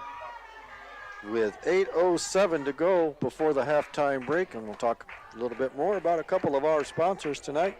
We have, of course, Jay Hiscox State Farm Agency of Britt. Hey, I know that guy. That's me. Casey Nielsen, your John Deere dealer in Kanawha. Garner Dental Group in Garner. Ewing Funeral Home and Monument Company in Britt, Kanawha, Clarion, Belmont, and Dow's. Of course, stay tuned here 8 minutes away from the McNeese Tire halftime show. I'm going to bring up Forge and Build of Britt, First Citizens Bank of Kanawha, and our last one for this one, Big Brad's Barbecue of Britt. Oh, you're making me hungry. I know. Me too. So, trying to get a score update here in that Lake Mills North Union game, if anyone's got one. 12-12. Still 12-12. Yeah, It's last I trying to heard, pull up so. the live stream right now of it. It looks like you are correct if the scoreboard's been updated. So tight one there up in Lake Mills, that one's in Armstrong, correct? I believe it is, yep. Yes. They started that one at 6 o'clock, so. I believe that the Warhawks go to North Union next week, if I'm not mistaken. North Butler and BCL are now 7-7. Looks like that North Union and Lake Mills game, it's moving into the fourth quarter right now as we speak. I got that live stream pulled up. That's so it's moving into the fourth quarter, 12-12. And this kickoff is short and high, end over end, taken by Kronk at about the 30. And he's going to get it up to about the 36, 37-yard line where the Warhawks will start first and 10. 7:56 to play before halftime. And that game up there, Jay, in North Union with Lake Mills, that one could have playoff implications. Yes, certainly. Some other score updates. Thank you, Josh Eisman. Woodbury Central leads Lamar's Galen 7-0. That should be, is it St. Albert or Lamar's Galen? I might have my sheet wrong, but they lead 7-0. Algona is up on Charles City 21-0 in some 3A action. So the Warhawks will come out now. Eberling, the lone receiver, to the left, and now they put a man in motion. They pitch it to the motion man. Actually, motion man doesn't get the ball. He fakes the pitch, and Sunken turns and runs upfield. I think maybe that was a broken play. Pitch man had his back to the quarterback when he was supposed to be receiving a pitch. So goes forward for a yard and a half. Sunken does. Steady rain. Warhawks dressed in all black with the red trim tonight, white numbers, as they put out Eberling to the far sideline. Sunken under center, and he mishandles the snap. Ball's getting very slick out there. He just falls on that one. That'll bring up third down in about 8 with 6.5 minutes to go here before the halftime break. Of course, the Eagles take care of business on their first few drives and get this clock running, and that's what we want to see, especially on a wet night. And, a lot of teams trying to dodge lightning bolts to make sure they don't get any delays. It looks like this stuff's going to stay away from us for the most part. 2 receivers to the right now for Sunken, and he fires one out there to Eberling, and it's in and out of his hands. And he did have a few yards to gain, but he just couldn't hang on to that football as it's getting really slippery as the rain just continues to come down. Pretty steady right now. So that'll bring up a punt situation for West Fork. And Kellen and Kaysen Brosher will be back to receive the punt.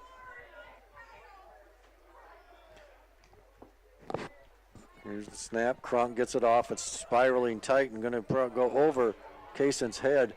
And inside the 10 down to the 7-yard line. It'll be down, so the Eagles will start there.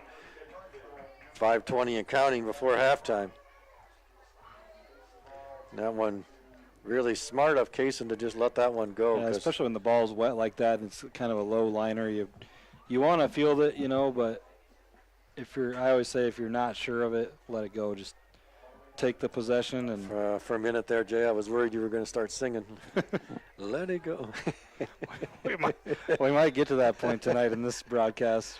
4:50 to go. Clock's running. 38-0 West Hancock. Seeing if they can continue the scoring dominance here and score on every drive here of the first half. Mitchell turns, hands it off to his fullback.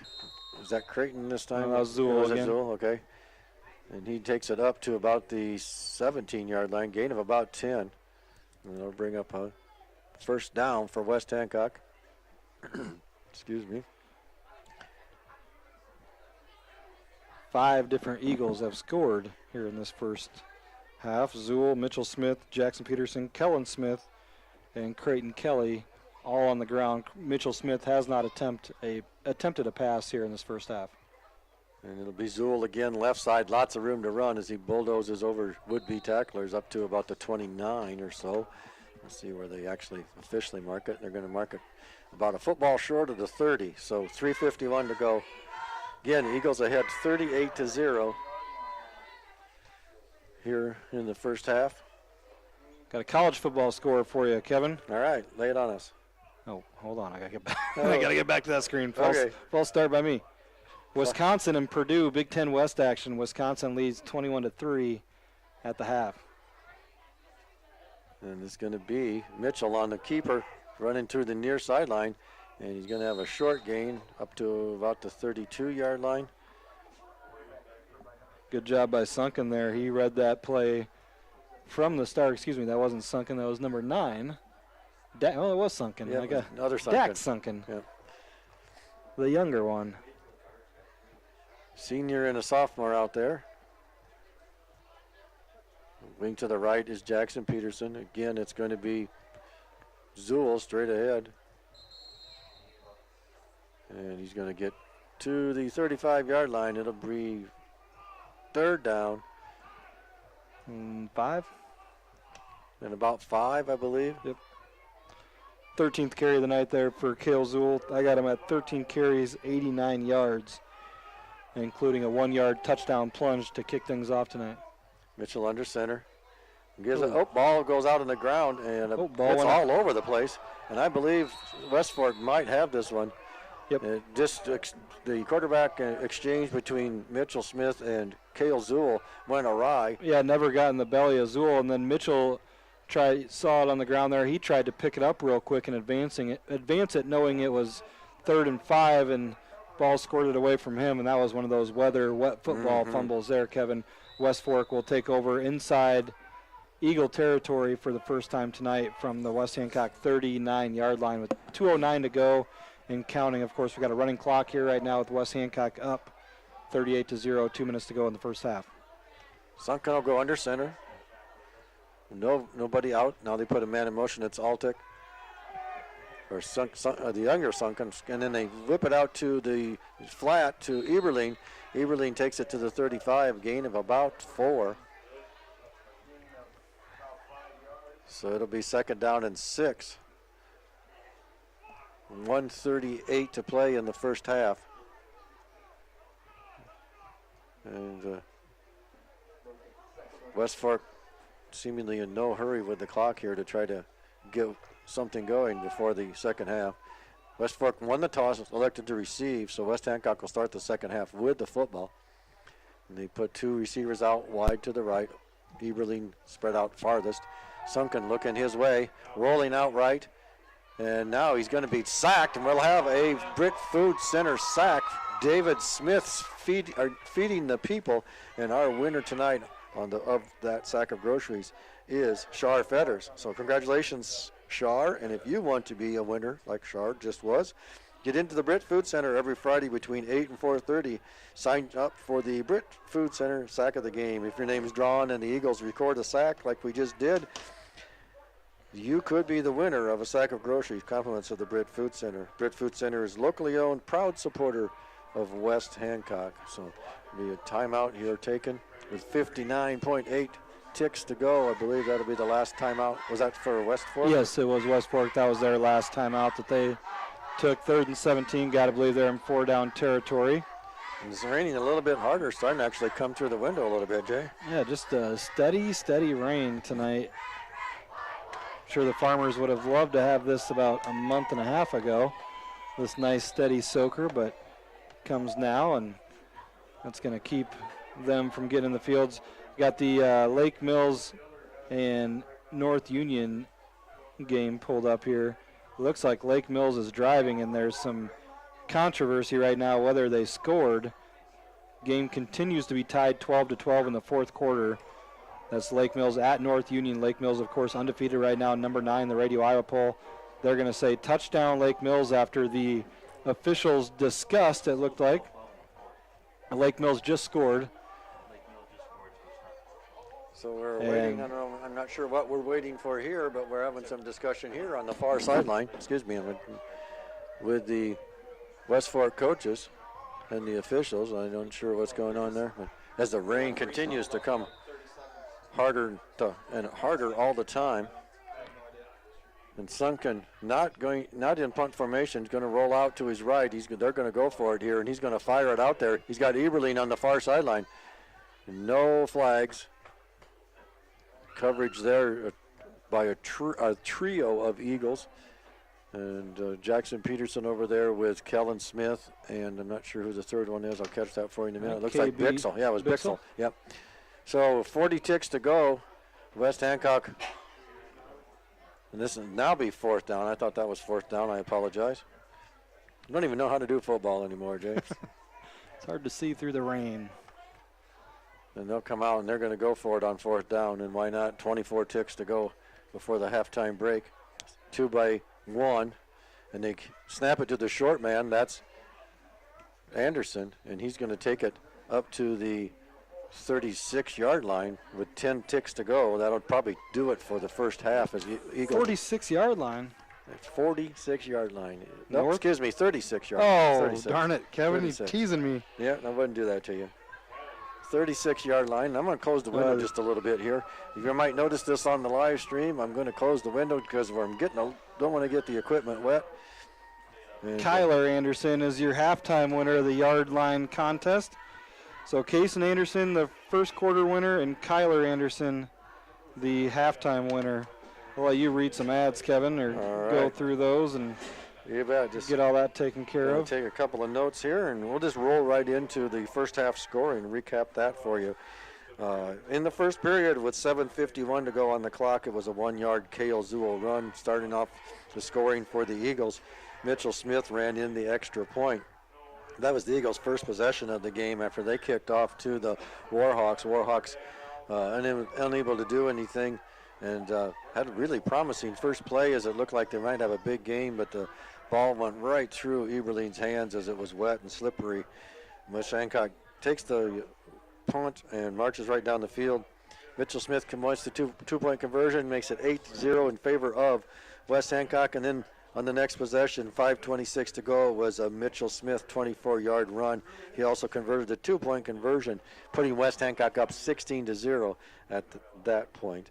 Then in the first period again, next possession for West Hancock, 2:35 on the clock this time. It was Kellen Smith taking it to the house from 30 yards out. Cale Zuhl converted the 2-point conversion, and that put us at 24-0 favor of the West Hancock Eagles. And then rounding out the first quarter scoring with 6.4 ticks on the clock. The big run, 60 yards by Jackson Peterson. Eagles on their own 40-yard line on 1st and 10. Jackson Peterson finds a hold, weaves his way through traffic, goes to the end zone. The Cale Zuhl 2-point conversion was not good, and that brought us to 30-0 at the end of the first quarter.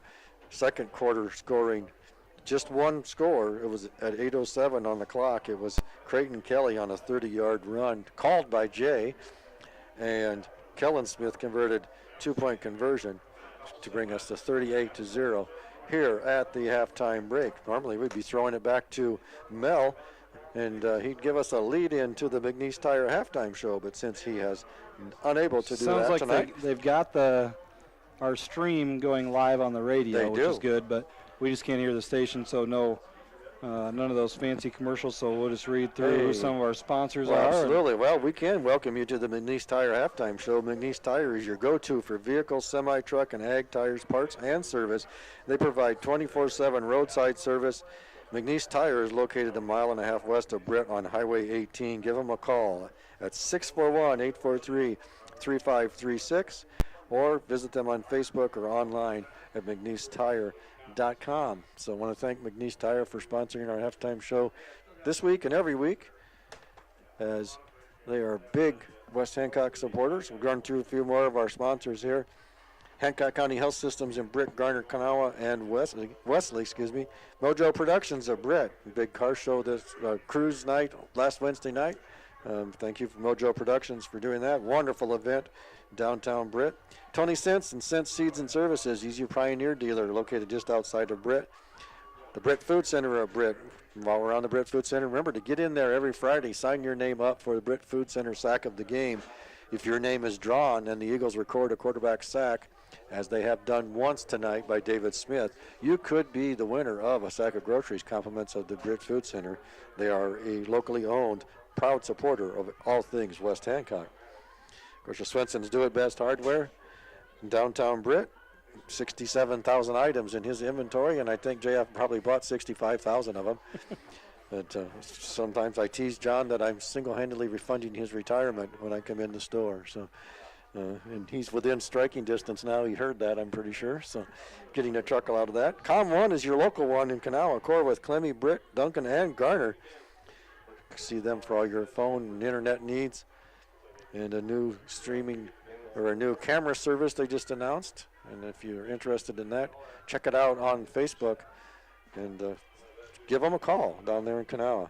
Titanium Lunchbox in downtown Britt. You know, you and I eat there quite often during our football season. I ate there yesterday. A little basil chicken wrap for me and what are your Hawaiian Sunrise? Hawaiian Sunrise burger, and Jay laughs because that burger is a very good burger, and it tends to. Well, it's a mess for you. It's a mess for me. Yeah, let's just put it that way. So usually need a napkin or two before I'm done with that one. Stellar Industries in Garner and Britt. Britt Chamber of Commerce in downtown Britt. Schulson Auto Parts in Britt. And, of course, Miller & Sons, our pregame sponsor, just south of Britt on James Avenue. So I want to make sure that you visit them if you need anything as far in terms of golf cars or anything of that nature. They do service. They do finance and leasing, Cushman haulers, Aluma trailers. That's Miller & Sons. They are your Easy Go headquarters for almost things Easy Go.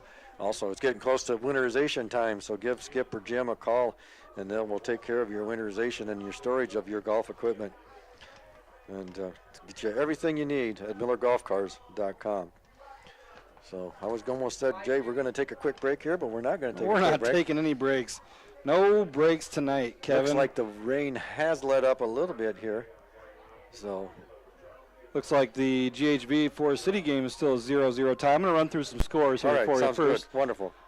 Forest City is at GHB. I just got that live stream pulled up. There's no score on the scoreboard overlay. It was 0-0, I know, at the end of the first quarter, so I'm going to just imagine that it's 0-0 still. Other area games tonight, Newman is at Belmont Clemmy. I know that game was homecoming for Belmont Clemmy. No score update there. We are at South Central Calhoun next week. They are playing IKM Manning tonight. We do not have a score on that one. If someone wants to get that reported to us, that would be great. South Central Calhoun is in Lake City. Is that correct, Kevin? Yes. So about a 2-hour drive just north of Carroll, I believe, is where we'll be next week. In Class A, number 1 Woodbury Central all over St. Albert. They lead that one 28-0. St. Ansgar currently leads 14-0 over Nashua Plainfield. St. Ansgar number 2 in this week's poll. Number 3 Madrid, they trail Earlham 6-0. Earlham a good team, and I know that's kind of like a GHV West Hancock rivalry down there, so that's a big game. Other big games in Class A, North Lynn is at East Buck. Linville Sully's at Wayne. Another score we have for you, Lake Mills currently leads North Union 20-12. That game is at North Union. Algona shutting out Charles City 21-0. Osage currently trailing North Fayette Valley 7-0. And a big game in Class 1A tonight. AHSTW currently leads Trainer 25-20 in the first half. That's a barn burner. I know those are 2 ranked teams. Trainer, normally a basketball school, having some good success this year on the gridiron. So those are your score updates for you. College football scores tonight. Let me get to those. Wisconsin is at Purdue tonight in Big Ten West action. That game is Wisconsin 21-3, just starting the second half. And North Carolina State is at Virginia tonight. They are having a lot of rain over there from that tropical storm that's hitting the East Coast. That game is tied at 7 with a couple minutes to go in the first half. The Cubs won today 6-0. That's your score updates right now, Kevin, unless you got some other ones for me right now. If you want to scroll through into the live. Did you get hooked up to Bound then? Yes, I did. Because I could not get hooked up to it. And I know I watched Grundy Center last night and Columbus Catholic, a good game. Yeah, you were saying Grundy Center scored. Yeah, Grundy Center won the game 21-14, scored 2 defensive touchdowns. That's right. And there was a back-and-forth game, tight game in the first half, back-and-forth game in the second half, and turned a great game there. I'm just going to read a couple of scores here. Unity Christian, I know these are all over the state, so go for it. Unity Christian versus Sheldon. That was a 50-14 Unity Christian win. Bishop Garrigan 60-0 over Rockford. Sioux Central versus Emmetsburg. That's 40-0 Emmetsburg. It's kind of spotty here on the scores. Just keep scrolling through and see if I can find a couple more for you. I'm going to chime in here, Kevin, with a score that's relevant to us. South Central Calhoun, our opponent next week, thanks to Dan Kroll, who's home with his beautiful boys tonight, Kevin. Yeah. We'll just leave it at that. Dan, I hope you're enjoying your night at home, picking up firewood and carrying across the acreage. South Central Calhoun, they lead IKM Manning 12-0. At the half. Again, our winners tonight, while you're finding some more scores, our winners of the yard line contest.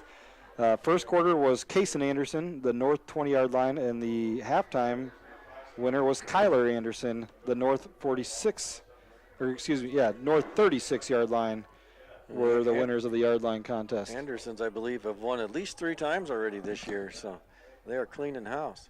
A couple of scores here for you. Dyke New Hartford over Central Springs, 20-0. That was the end of the first period. East Mills, this is an 8-man game. East Mills versus Fremont Mills. That's 27-0 in favor of Fremont Mills. Down in this far southwest corner of the state. Glidden Ralston versus Collins Maxwell. Glidden Ralston leads that one 16-0, and that's about halfway through the first period. So next one, Woodward Granger and Ogden. Woodward Granger leads that one 28-0. Humboldt and Hampton don't have a report on that one. I was trying to get my brother-in-law who follows Hampton Dumont to give me a score on that one. Indianola and Ballard of Huxley, 14-7 Ballard up on that in that one. Lawton Bronson and Hinton back to some Class A ball. Lawton Bronson 37-21. That's a final over Hinton. Lewis Central and Glenwood 28-7, Lewis Central up on that one. That's just before the half. Des Moines Lincoln and Council Bluffs Lincoln. Battle of the Lincolns. Rail splitters of Des Moines Lincoln, if I'm not mistaken. Yes, sir. 7-6. Lincoln versus Lincoln. Lincoln and Lincoln. Tad versus one of the other Lincolns. Abraham. Mary, probably Tad versus Mary. But we won't go there. Let's see. We got another 8-man score, Murray and Southeast Warren. Southeast Warren used to be an A school. They're now playing down in 8-man ball. They lead 56-12 over Murray. Newton and Bondurant Farrar. Bondurant leads that one 21-7. That's in the second period. North Mahaska and Mount Ayr. There's another Class A score. North Mahaska leads that one 14-13. So maybe a mild upset in that one. Yeah. North Polk and Des Moines North. North Polk 16-0 up in that one. Nickname of Des Moines North. What is it? Best nickname in the state. Polar Bears. Polar Bears. Thought you were going to get me on that one, didn't you? Well, just making sure, keeping you awake here in the rain. Hey, I'm going to give you some stats here real quick, okay, Kevin. Go ahead, do that.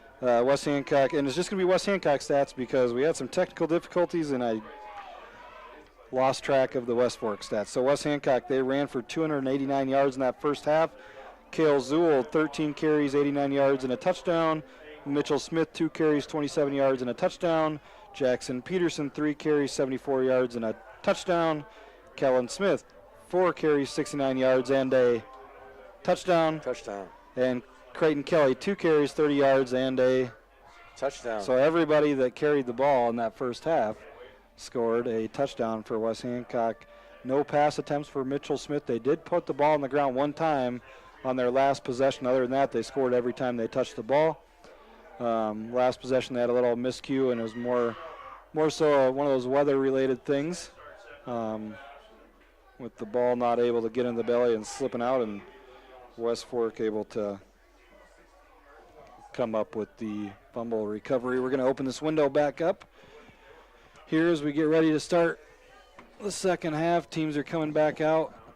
About 90 seconds to go here. And at halftime, again, the Miller & Sons halftime show. Is that right, Kevin? No, actually, the McNeese They're the Tire. McNeese Tire. Sorry, McNeese. And I'm not sure if this is injury related or not, but I see Luis Sandoval on the sidelines for West Hancock. He does not have his helmet on. So, well, we saw KB Kason Brosher come in there the last couple possessions. Excuse me, I believe it was. And he doesn't have shoulder pads on. Looks like maybe his right arm or shoulder, one of the two. So hopefully that's nothing serious and just being precautionary. Eagles next week travel to South Central Calhoun, and the West Fork Warriors head up to North Union. And depending on how that Lake Mills game turns out tonight, that one could have some implications also, as the teams are battling for the 3rd and 4th spots in the district that will make the playoffs. Lake Mills still leading 20-12 and late in the 4th quarter up in Armstrong as they take on North Union. South Central Calhoun, Kevin, we can just give a little preview of that one. Very good, rich history with that program. They were Southern Cal before. Right. Won a state championship. Couple state championships, I believe. I think they might have won back-to-back, if I remember right, looking at the IHSA state champs record book, because we had a question posed to us, was it last week? Darren Eccles, him and Dylan were getting a heated debate on the best Class A team all-time champion. And there's a lot of good ones to choose from as far as pure dominance. The first two that came to mind for me were that West Sioux team with Hunter Deckers that we ran into in the second round, and then the Regina team in 2021 that beat they beat Grundy Center, right? Yeah, they beat Grundy Center. Yeah. And then, of course, I think that West Hancock team 2019 was pretty special in their own right. So here's the second half kickoff, and it's going to be taken and fumbled by Kellen Smith, and now he's going to run straight up the field. And he's going to go. He's got one man to beat, and he'll go take it to the house. We'll have to check the video, Jay, to see where that was fielded from. I believe it was about the 26.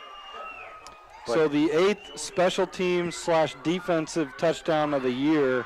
We've had a couple kickoff returns. Kellen had a punt return last week.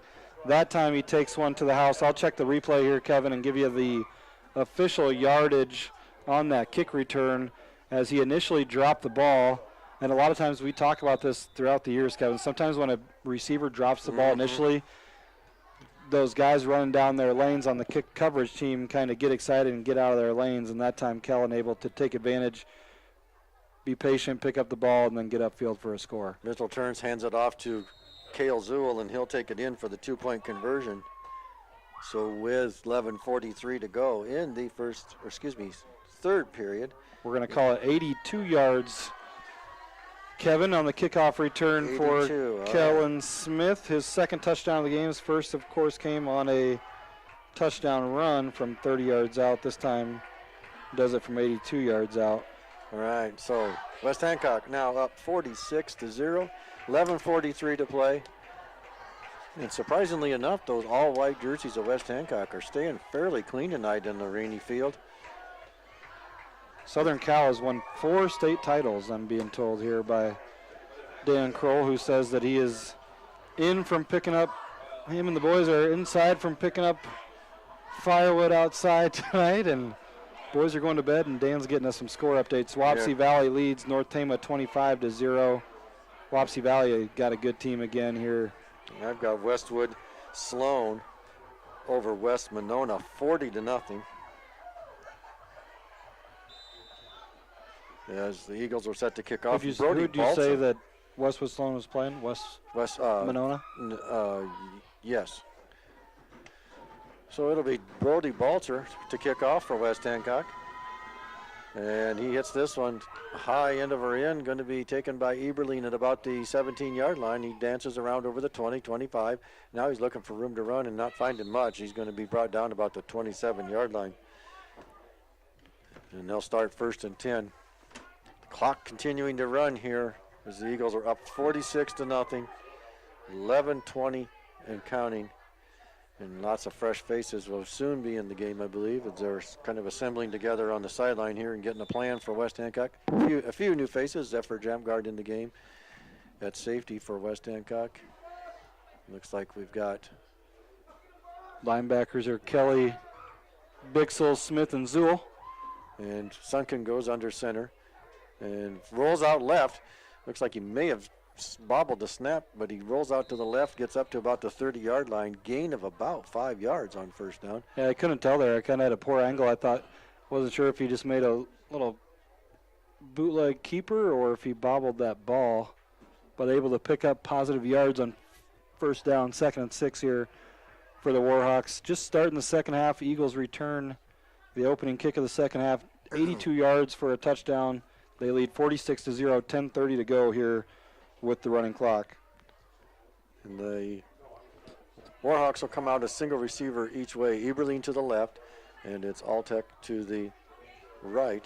And this one, he does fumble the snap and just falls back on it, so they'll lose a yard or two there, and that'll bring up 3rd down and about 6 for the Warhawks. The ball getting very slippery. Rain has let up a little bit, not near what it was before the halftime break.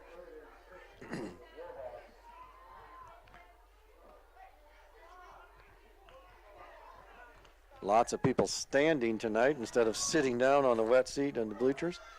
Can't blame them for that. 2 receivers wide right. Eberlein in the slot. Sunken under center. Looks out right, rolls out right now under some duress, and he's going to pull it down and he's going to run, and he's going to get positive yards up to the 35-yard line. Going to be just short of the sticks. He needed to get to about the 36 to pick up that first down. Going to be 4th and short here for the Warhawks. We'll see if Coach decides to roll the dice and go for it. Looks like they will go for it.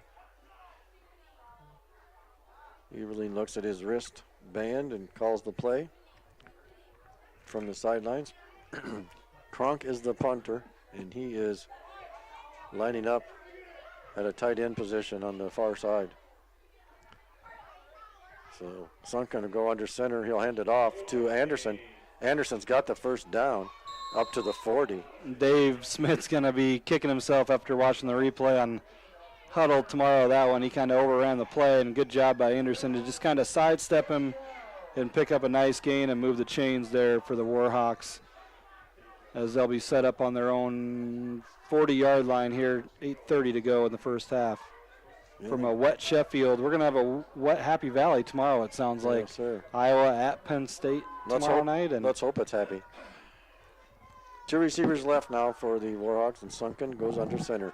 He fires it out there, complete to Eberling, and he's scrambling, trying to get outside to the containment, and he takes it up to right at the midfield stripe. It's going to be just shy of the first down. That'll be second down and short. Good job by Eberling there. He goes, what do we got him listed at here? 6'3". Looks had a to lot go. taller. Had to go down to get that football, and he did so without getting a knee on the ground. Then he was able to slip out of a couple Eagle tackles there, and yeah, I think they're not being as generous as they should be with that program listing 6'3". I think he's more 6'4", 6'5", Kevin. He is one tall drink of water as he split out wide to the left. Eagles showing a little bit of pressure there, and they hand it off to Kronk. Kronk spins out of the tackle behind the line of scrimmage and takes it forward for about a yard. Eagles will make a change in the defensive line now as Nolan Vasky comes in. Ray Gredlet will come out.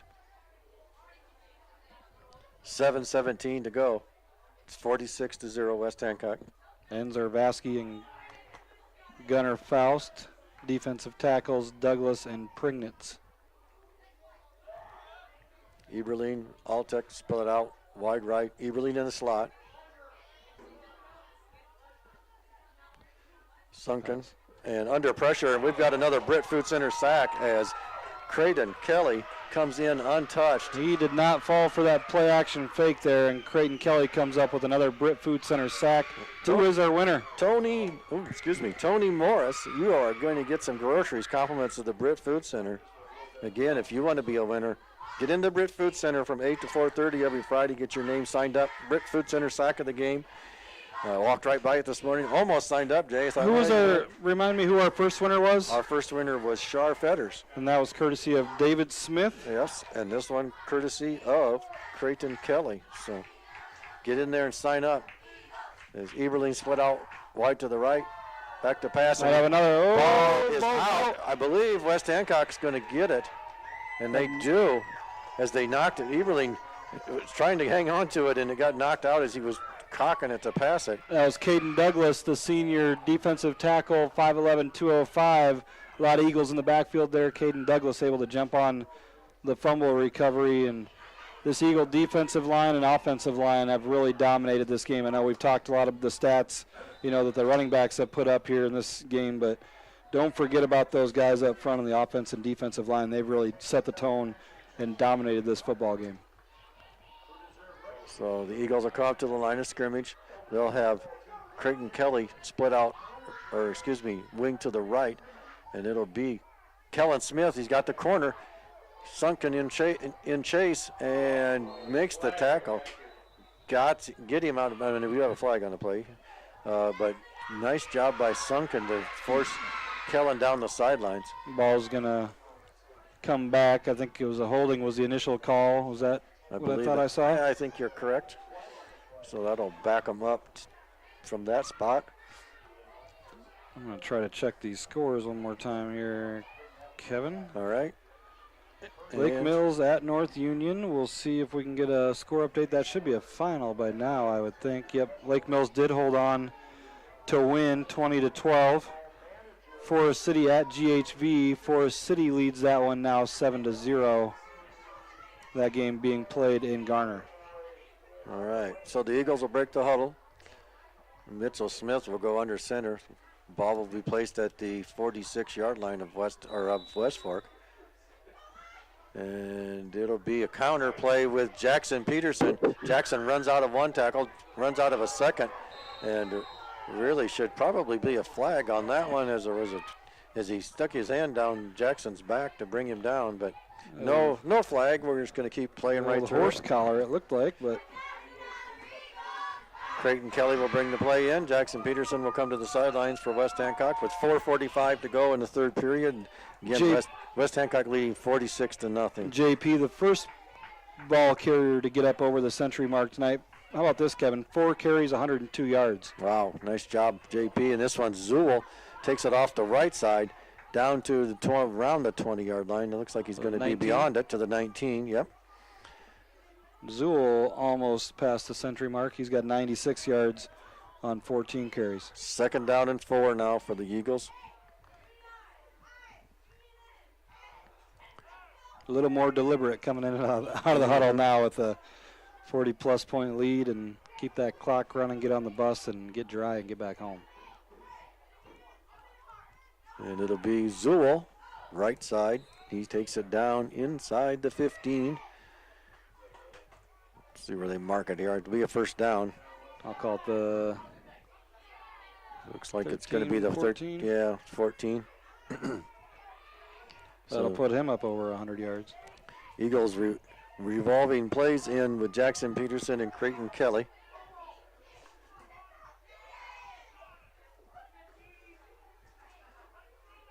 Mitchell goes under center, wings to the left. It'll be Zool once again, right side. And Zool is he going to be in? He is in for the touchdown from 14 yards out. So it's Kale Zool putting West Hancock back on the scoreboard with 3:14 to go in the 3rd period. That time it was from 14 yards out, the 2nd score of the night for Kale Zool. 16 carries, 116 yards, including a couple scores. Again, that one from 14 yards out. West Hancock leads, pending the extra point, 52-0. 3:14 to go in the 3rd quarter. And they will go for 2. Full house backfield. Mitchell under center. Going to give it off to Kellen. Kellen looking to turn it upfield, and he dances in and out of traffic and takes it in for the 2-point conversion. So Kellen Smith converts, and West Hancock leads 54-0 over the West Fork Warhawks. So again, I'm going to start reading through some of our sponsors here of our broadcast tonight and every night. Bachman Grain Equipment of Britt Bar and Grill of Britt. To stay tuned for the Britt Bar and Grill post-game scoreboard show. We'll run through some final stats for West Hancock and some scores that we have. So, Instep Flooring of Kanawha, Cobbler Shop of Britt in downtown Britt. Britt Seed Company, Channel Seedsman and Precision Planting Dealers in Britt. Miller Sons Golf Cars of Britt. First State Bank of Britt and Roden. And Jay, you've got to be thinking about who we're going to have for our First State Bank play of the game tonight. So Jay Hiscock, State Farm Agency. That's a lot of pressure on you. Yeah, a lot of pressure. I'm going to give it to you when we come back to start the 4th quarter. All right. Well, I guess we won't be coming back from commercial. No, we'll give it to you between the 3rd and 4th quarter. I got to think about it. I got a couple plays in mind. Brody Balzer waving to his coaching staff, looking for somebody to run back out there and cover a kick, and it looks like Ethan Gaken is going to volunteer. We've got plenty of them to choose from on West Hancock's side of the ball tonight. There's Brody Balzer set to kick off here. Takes one step and boots it away. Line drive taken by the short man and goes through his hands through the next level. And not sure who that was. Will catch that. I think it was Sunken. Was it Sunken? Yep, yes, it was 3. Sunken. He takes it up to about the 29-yard line. So they'll start 1st and 10. 3 minutes to play here. 3rd period. West Hancock leading 54-0. Again, rain-soaked. Stay tuned. 10 o'clock is the Radio Iowa scoreboard show. They'll get you all the scores. We'll probably be pretty quick tonight with how this game's gone, and get all those scores on the Radio Iowa scoreboard show, and we'll move on to week 6 already next week. Hard to believe. In Lake City against the Titans of South Central Calhoun. Tight formation now, single man to the left. They hand it off to Sunken. And Sunken to Sunken for a gain of about 3. All right, Kevin, defensive line, who we got in there? King, or is he a linebacker? He's a defensive line. We got King and Vasky and Faust. Lutke coming in at defensive tackle. Linebackers, you got Smith, Bukema, Teague Smith, and Gustavo Gomez. And Larson. Larson over there, and then looks like we Balzer and Boothroyd and Brochure in the secondary. So there you have it. Now they put a man in motion across the formation. Give that motion man, nope, they fake the ball to the motion man and give it to Sunken straight ahead. Actually, no, excuse me, that's Anderson straight ahead. He's going to have a short gain, yard or so. It'll bring up 3rd down and about 4. I'm just thinking about what this First State Bank play of the game is going to be. I might have to look back at your scoring. If you can read when was JP's 60-yard run? Was that the 3rd touchdown of the game? No, that was the 4th touchdown of the game. Okay. So if you can read those chicken scratches. I got it. Right. I got it in my head now. All right. So I'm going to let you choose it tonight. As the Warhawks come out evenly, split out wide. They give it off to Kronk. Kronk over the 35 to about the 36. Gain of about a yard. That'll still bring them up about 3 yards short. It'll be 4th down. Minute to go here, 3rd quarter. We're going to flip the field here in a second or two.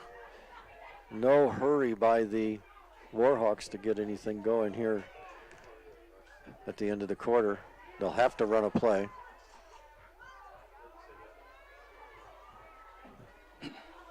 Eberling to the near sideline. West Hancock jumps. We'll see if there was motion or did they jump off, and I think it's going to be a 1st down. Yep. Compliments of the penalty as West Hancock jumps off sides. So. That'll put it at the 41-yard line, and about the most suspenseful thing left in this game, Kevin, is where's the ball going to end up at the end of the 3rd quarter? We will see. They don't have to run a play. Yes, they do. They will have to run a play. Yeah, they will. Oh, they haven't started the play clock yet, so. Yeah, they couldn't yet. They won't have to run one, but they will. It looks like the center's going to break the huddle. He might not have any teammates, but he's running up there. He's up there. He's ready. He's going to go. I'm going to throw this pigskin between my legs. Eberling to the far side. And Sunken rolls out this side. And that would had to be a quarterback keeper because he didn't have any receivers on this side. Oh, he did have a tight end, I guess, yeah. But way too far downfield for Sunken to. He was under way too much pressure to get his eyes up to see that one. And this quarter will end with the ball on the 40-yard line. All right, Kevin.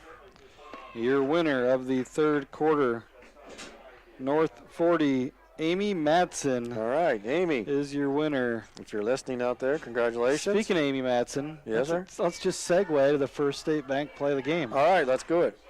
I'm going to go with the Creighton Kelly touchdown from 30 yards out. He was the 5th different Eagle to score on the 5th consecutive drive for a touchdown for West Hancock. So First State Bank play of the game, Creighton Kelly from 30 yards out to give the Eagles a 36-0 lead at the time. And one score update for you, Jay. Yeah. Decorah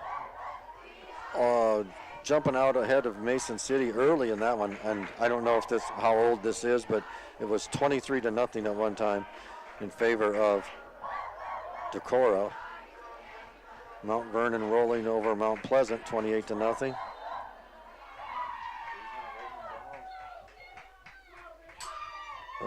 Nevada over Perry 12-0. Southeast Valley and Roland Story 8-0. Roland Story up in that one. So here we go. It's starting the 4th period. Still raining. Still raining. It's actually raining a little harder again now. So I'll try to refresh these scores here.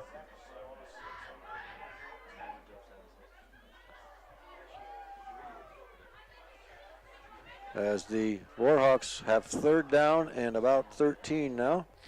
They lost 2 yards on 2nd down. Tight formation now for the Warhawks. Ball on the ground again, and they just fall on it. And getting very slippery out there as the rain picking up a little bit again now. 11 minutes to play. West Hancock leading 54-0. Unity Christian over Sheldon 50-14.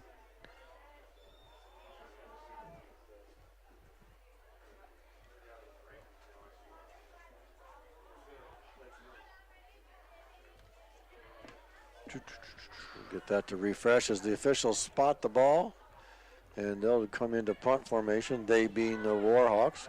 Gavin Kronk. It looks like he says, "I'm short a player here, Coach." And anyway, he gets the snap, and he gets it off, and he kicks it over Teague Smith's head, and it's going to roll down deep into West Hancock territory at the 11-yard line. So a little physical activity going on right there. And Brody Balzer just trying. He didn't, it's not his job to watch where the ball goes. He was trying to get a block, assuming his returner is going to come up with the ball, and he got a nice piece of a Warhawk defender there, and going to have a bunch of new Eagles in. Mitchell Smith is running out there. Interesting. Offensive line, you got Reagan Johnson, Gavin Wonder. Center is going to be, we will see, Reese Lutke, Carson Bruns, and Ethan King is your offensive line. I have a terrible view of this play, and it looks like the ball's on the ground and picked up by Mitchell. Picked it back up. Yeah, take it to the left. I'm wondering if Zephyr's injured right now. He's kind of walking around. Yeah, I saw him working out a quad deal. Yep, on the sideline here, kind of behind the bench, and so Mitchell in. Who would our other next backup would be? Probably Cohen Whitty, and I don't know if he dressed tonight. As I think Wonder is the only freshman. I think Wonder is the only freshman that's dressing and traveling. Ethan Gakin into the game as well in the backfield. Eagles will come up to the line of scrimmage, and they'll hand it off to Teague Smith, and Teague's going to take it up over the 25 to about the 26. A nice run, about 14-yard gain for Teague. 8:40 to play. West Hancock leading 54-0 over the Warhawks of West Fork. Yeah, really the only downfall in this game is obviously Jamguard's talking to the trainer right now, and then you covered it at the half. Looks like Luis Sandoval's got his arm or shoulder in some sort of harness. He didn't come back out. That was late in the second half. We saw Kason Brosher replace him in the secondary. The Eagles come out, wing to the left. Smith turns, gives it off to Gakin. And he takes it off the left side around the end and forward. He'll be just shy of the first down by a couple of yards. It'll be 2nd down and 1. So nice gain. 8 minutes to go and counting. Clock been running since about 2/3 of the way through the second quarter. West Hancock will come up to the line of scrimmage. Mitchell Smith under center. And give it straight ahead to the fullback. And it's going to be Gomez. And he's going to take it into West Fork territory to the 40. Nice run. Gain of 25 there for Gustavo Gomez. His first carry of the game goes for 25 yards, and West Hancock back in Warhawk territory. So Mitchell will look things over, wings to the right. It's Gakin. Ball's on the ground, covered up nicely by Teague. That's one thing, new quarterback in the game, but he's got a new center in the game. That's Reese Lutke, and just different feel there, and especially in these conditions. Yeah, and it's not surprised to see the ball on the ground a couple times when you got a new quarterback and center exchange. It's a Campbell's night here. Yep. It's soupy. There one, David Smith down talking to the trainer as well. I know we saw him come out, and right down here, Kevin, in front of us. Mm-hmm. Tweaked an ankle a little bit earlier in the game. Continued to play. He had a really nice game defensively, and then offensively, I thought him and Duggar and company dominated. And it'll be straight ahead. Gomez once again, and Gomez just chewing up yardage. And a little inside trap. Down to the 20, what do they call that, 24-yard line? I believe so. Gain of 21 for Gustavo, so he's back-to-back runs of 25 and 21 for the sophomore. So Gustavo Gomez goes, about 5'9", 170? Yeah, maybe not quite even. Generously? 170, yeah. As Evan Boothroyd brings the ball in now for the Eagles, and they'll come up to the line of scrimmage. Wing to the right with Gakin. And it'll be, dodging the tackle would be Teague Smith, and Teague's going to take it in from 24 yards out. Teague's first varsity touchdown of the season, this time from 24 yards out. Eagles lead 60-0, 5:38 to go in the game. Teague Smith from 24 yards out. 2 carries, 38 yards, including that touchdown for the younger Smith.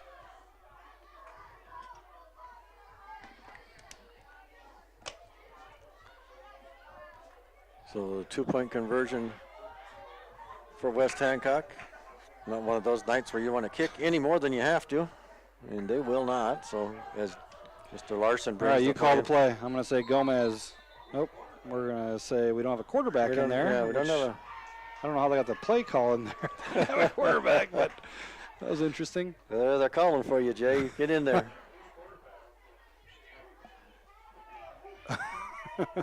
Coaching staff up here is like, who's the quarterback? Who is our quarterback? And another coach says, I don't think we had a quarterback, so. You know, you can. We'll see. It might go a little wildcat formation.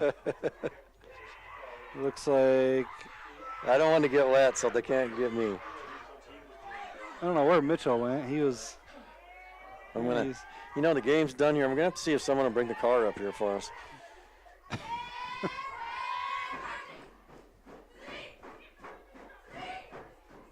Looks like Teague is calling the Teague's play in the huddle. I'm going to say a little wildcat formation, and we'll see if Teague, wildcat formation, I'm going to say Teague's going to keep it. And here's the snap, and you were called it, my friend. Teague's off the left side and in for the 2-point conversion.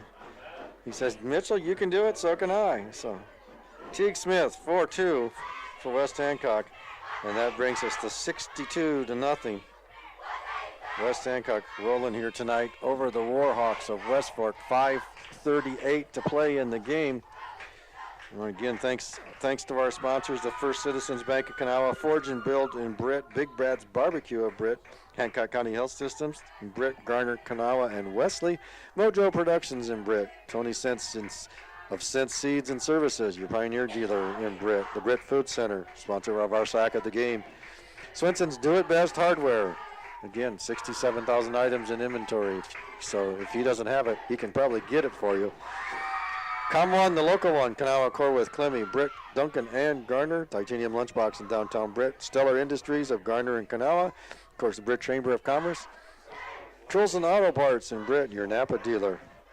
All things automotive there. Thank you to those sponsors for bringing us West Hancock football week in and week out. Again, stay tuned for the Radio Iowa Scoreboard Show. That'll start at 10 o'clock.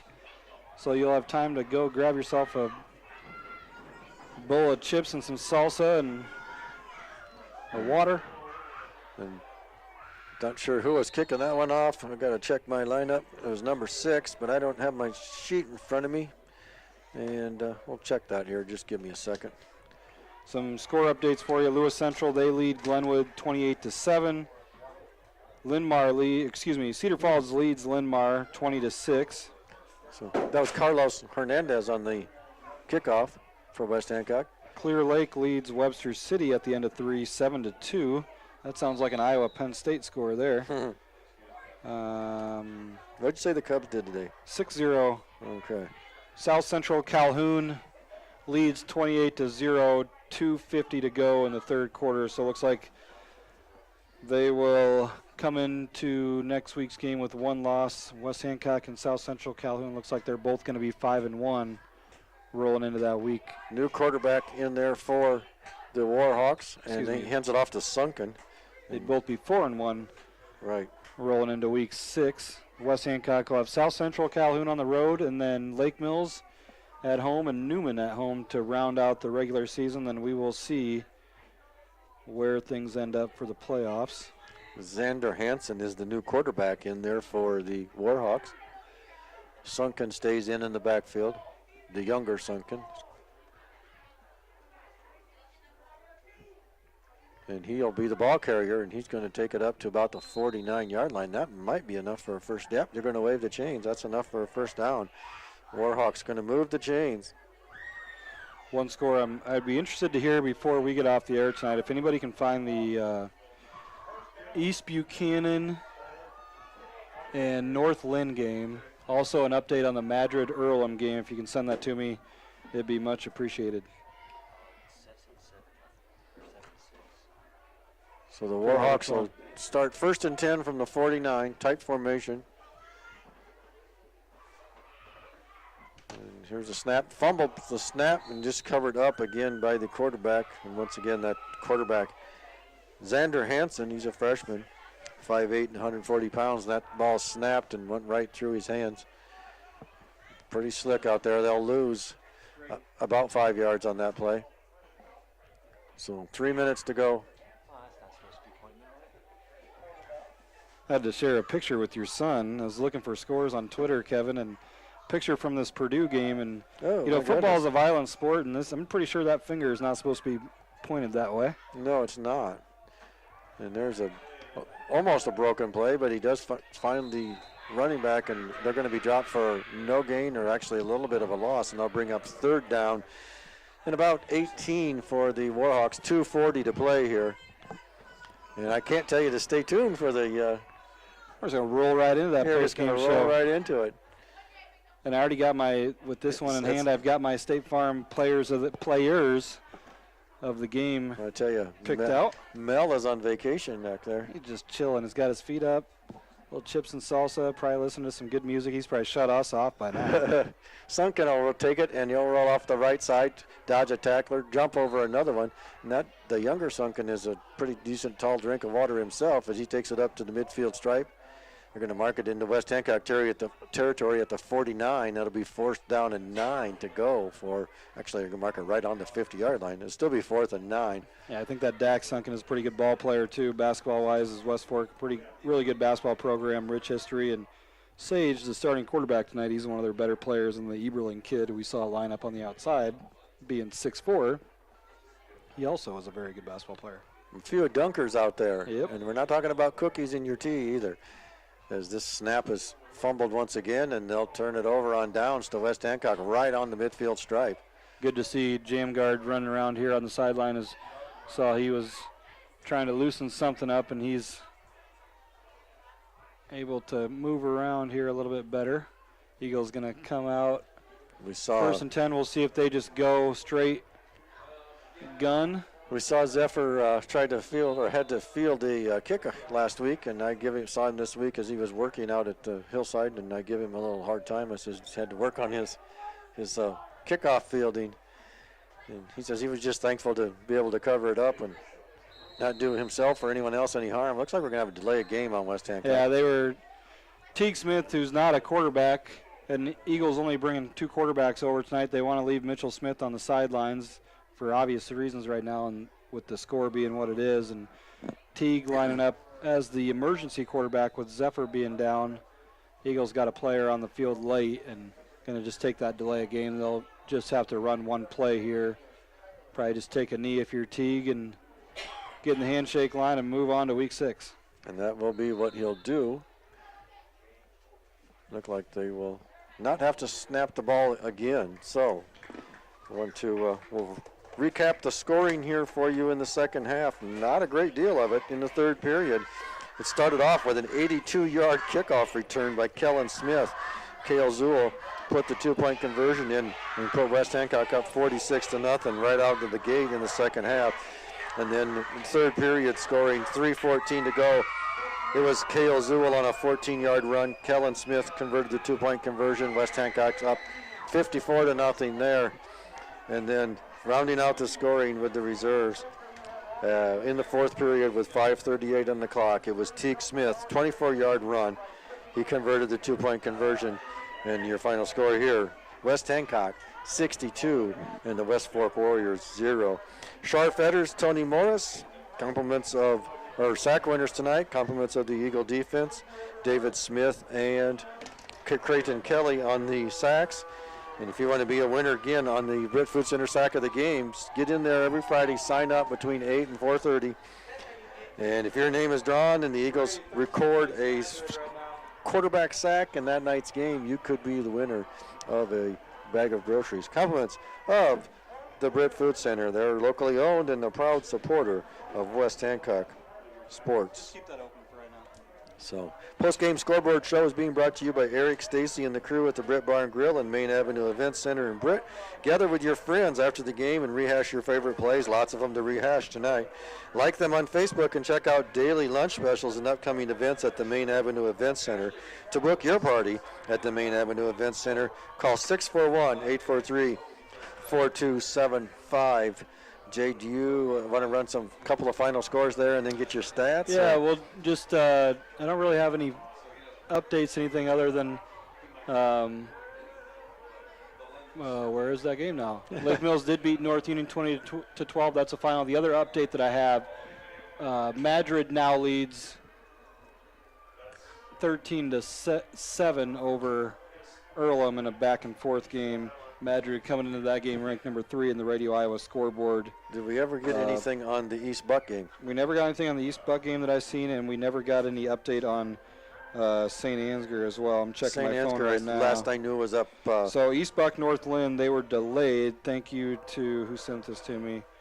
Ryan Ekoff sent me a screenshot from somewhere, so they must be in a lightning delay, which doesn't surprise me as that's where the lightning was when we were on our way over here.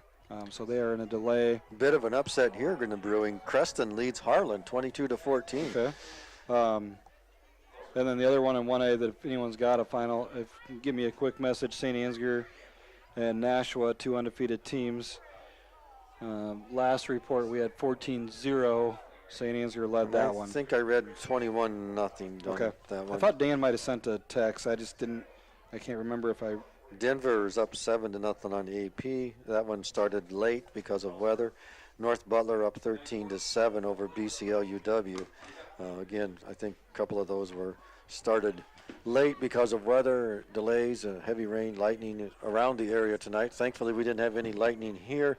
A lot of rain? Did have a lot of rain. It rained entire game, sometimes harder than others, but did rain steady throughout. So. Again, for your final score here, West Hancock wins this one 62-0 over the West Fork Warhawks. And big shout out to Mel back at the station. I know we teased him about putting his feet up, but able to get the game back on the radio. I think we got a cord issue, Kevin, from the feed from that cord back to the station phone was just kind of gave us a buzz right before it kicked out, and then it kicked out. So stat-wise for West Hancock tonight, very unofficial. I had him for 438 yards on the ground.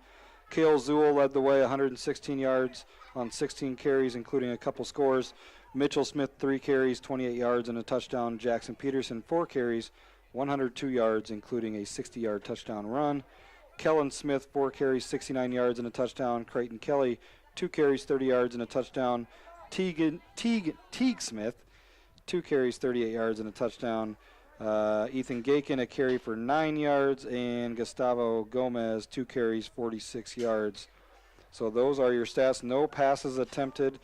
Again, stay tuned for the Radio Iowa scoreboard show that'll come on at 10 o'clock. You'll get all the scores around the state.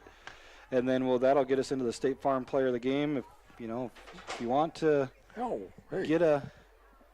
What do you got? I got a State Farm Player of the Game, man. You got a State Farm Player of the Game? Yeah, tonight's State Farm Player of the Game is being brought to you by guess who? Jay Hiscox. It's your State Farm agency in Britt. State Farm provides insurance and financial solutions for your lifetime. Like a good neighbor, State Farm and Jay Hiscox are there. Contact Jay and his team today at 641-843-3563 or visit them in downtown Britt or online at jhiscox.com. And if you can't get any of that, call me and I'll get you in touch with him. Hey, that works. I'm going to give it to a couple guys tonight. I thought they dominated at the line of scrimmage, and they've been terrific all year long. I know we had 400-plus yards rushing tonight, and that can only happen when you got some really good guys in the offensive line, and then they both did a really good job on the defensive line. David Smith and Caden Douglas, they've been dominant so far their senior year, and tonight was no different. They did a great job of just setting the tone in this one, and really Eagles did what they needed to do in a game like tonight where you're physically overmatching your opponent. Soggy conditions, not great conditions. They came out, and there was no doubt in this game from the jump who the better team was and who was going to win this game. So Eagles take care of business thanks to David Smith and Caden Douglas. Those are your State Farm players of the game, and I think we're about out of here, Kevin. Yeah, stay tuned or get onto KIOW and KIOW.com for the postgame Radio Iowa postgame scoreboard show tonight. with the guys on there. They'll get you up to date on scores throughout the state of Iowa, and some good ones going on.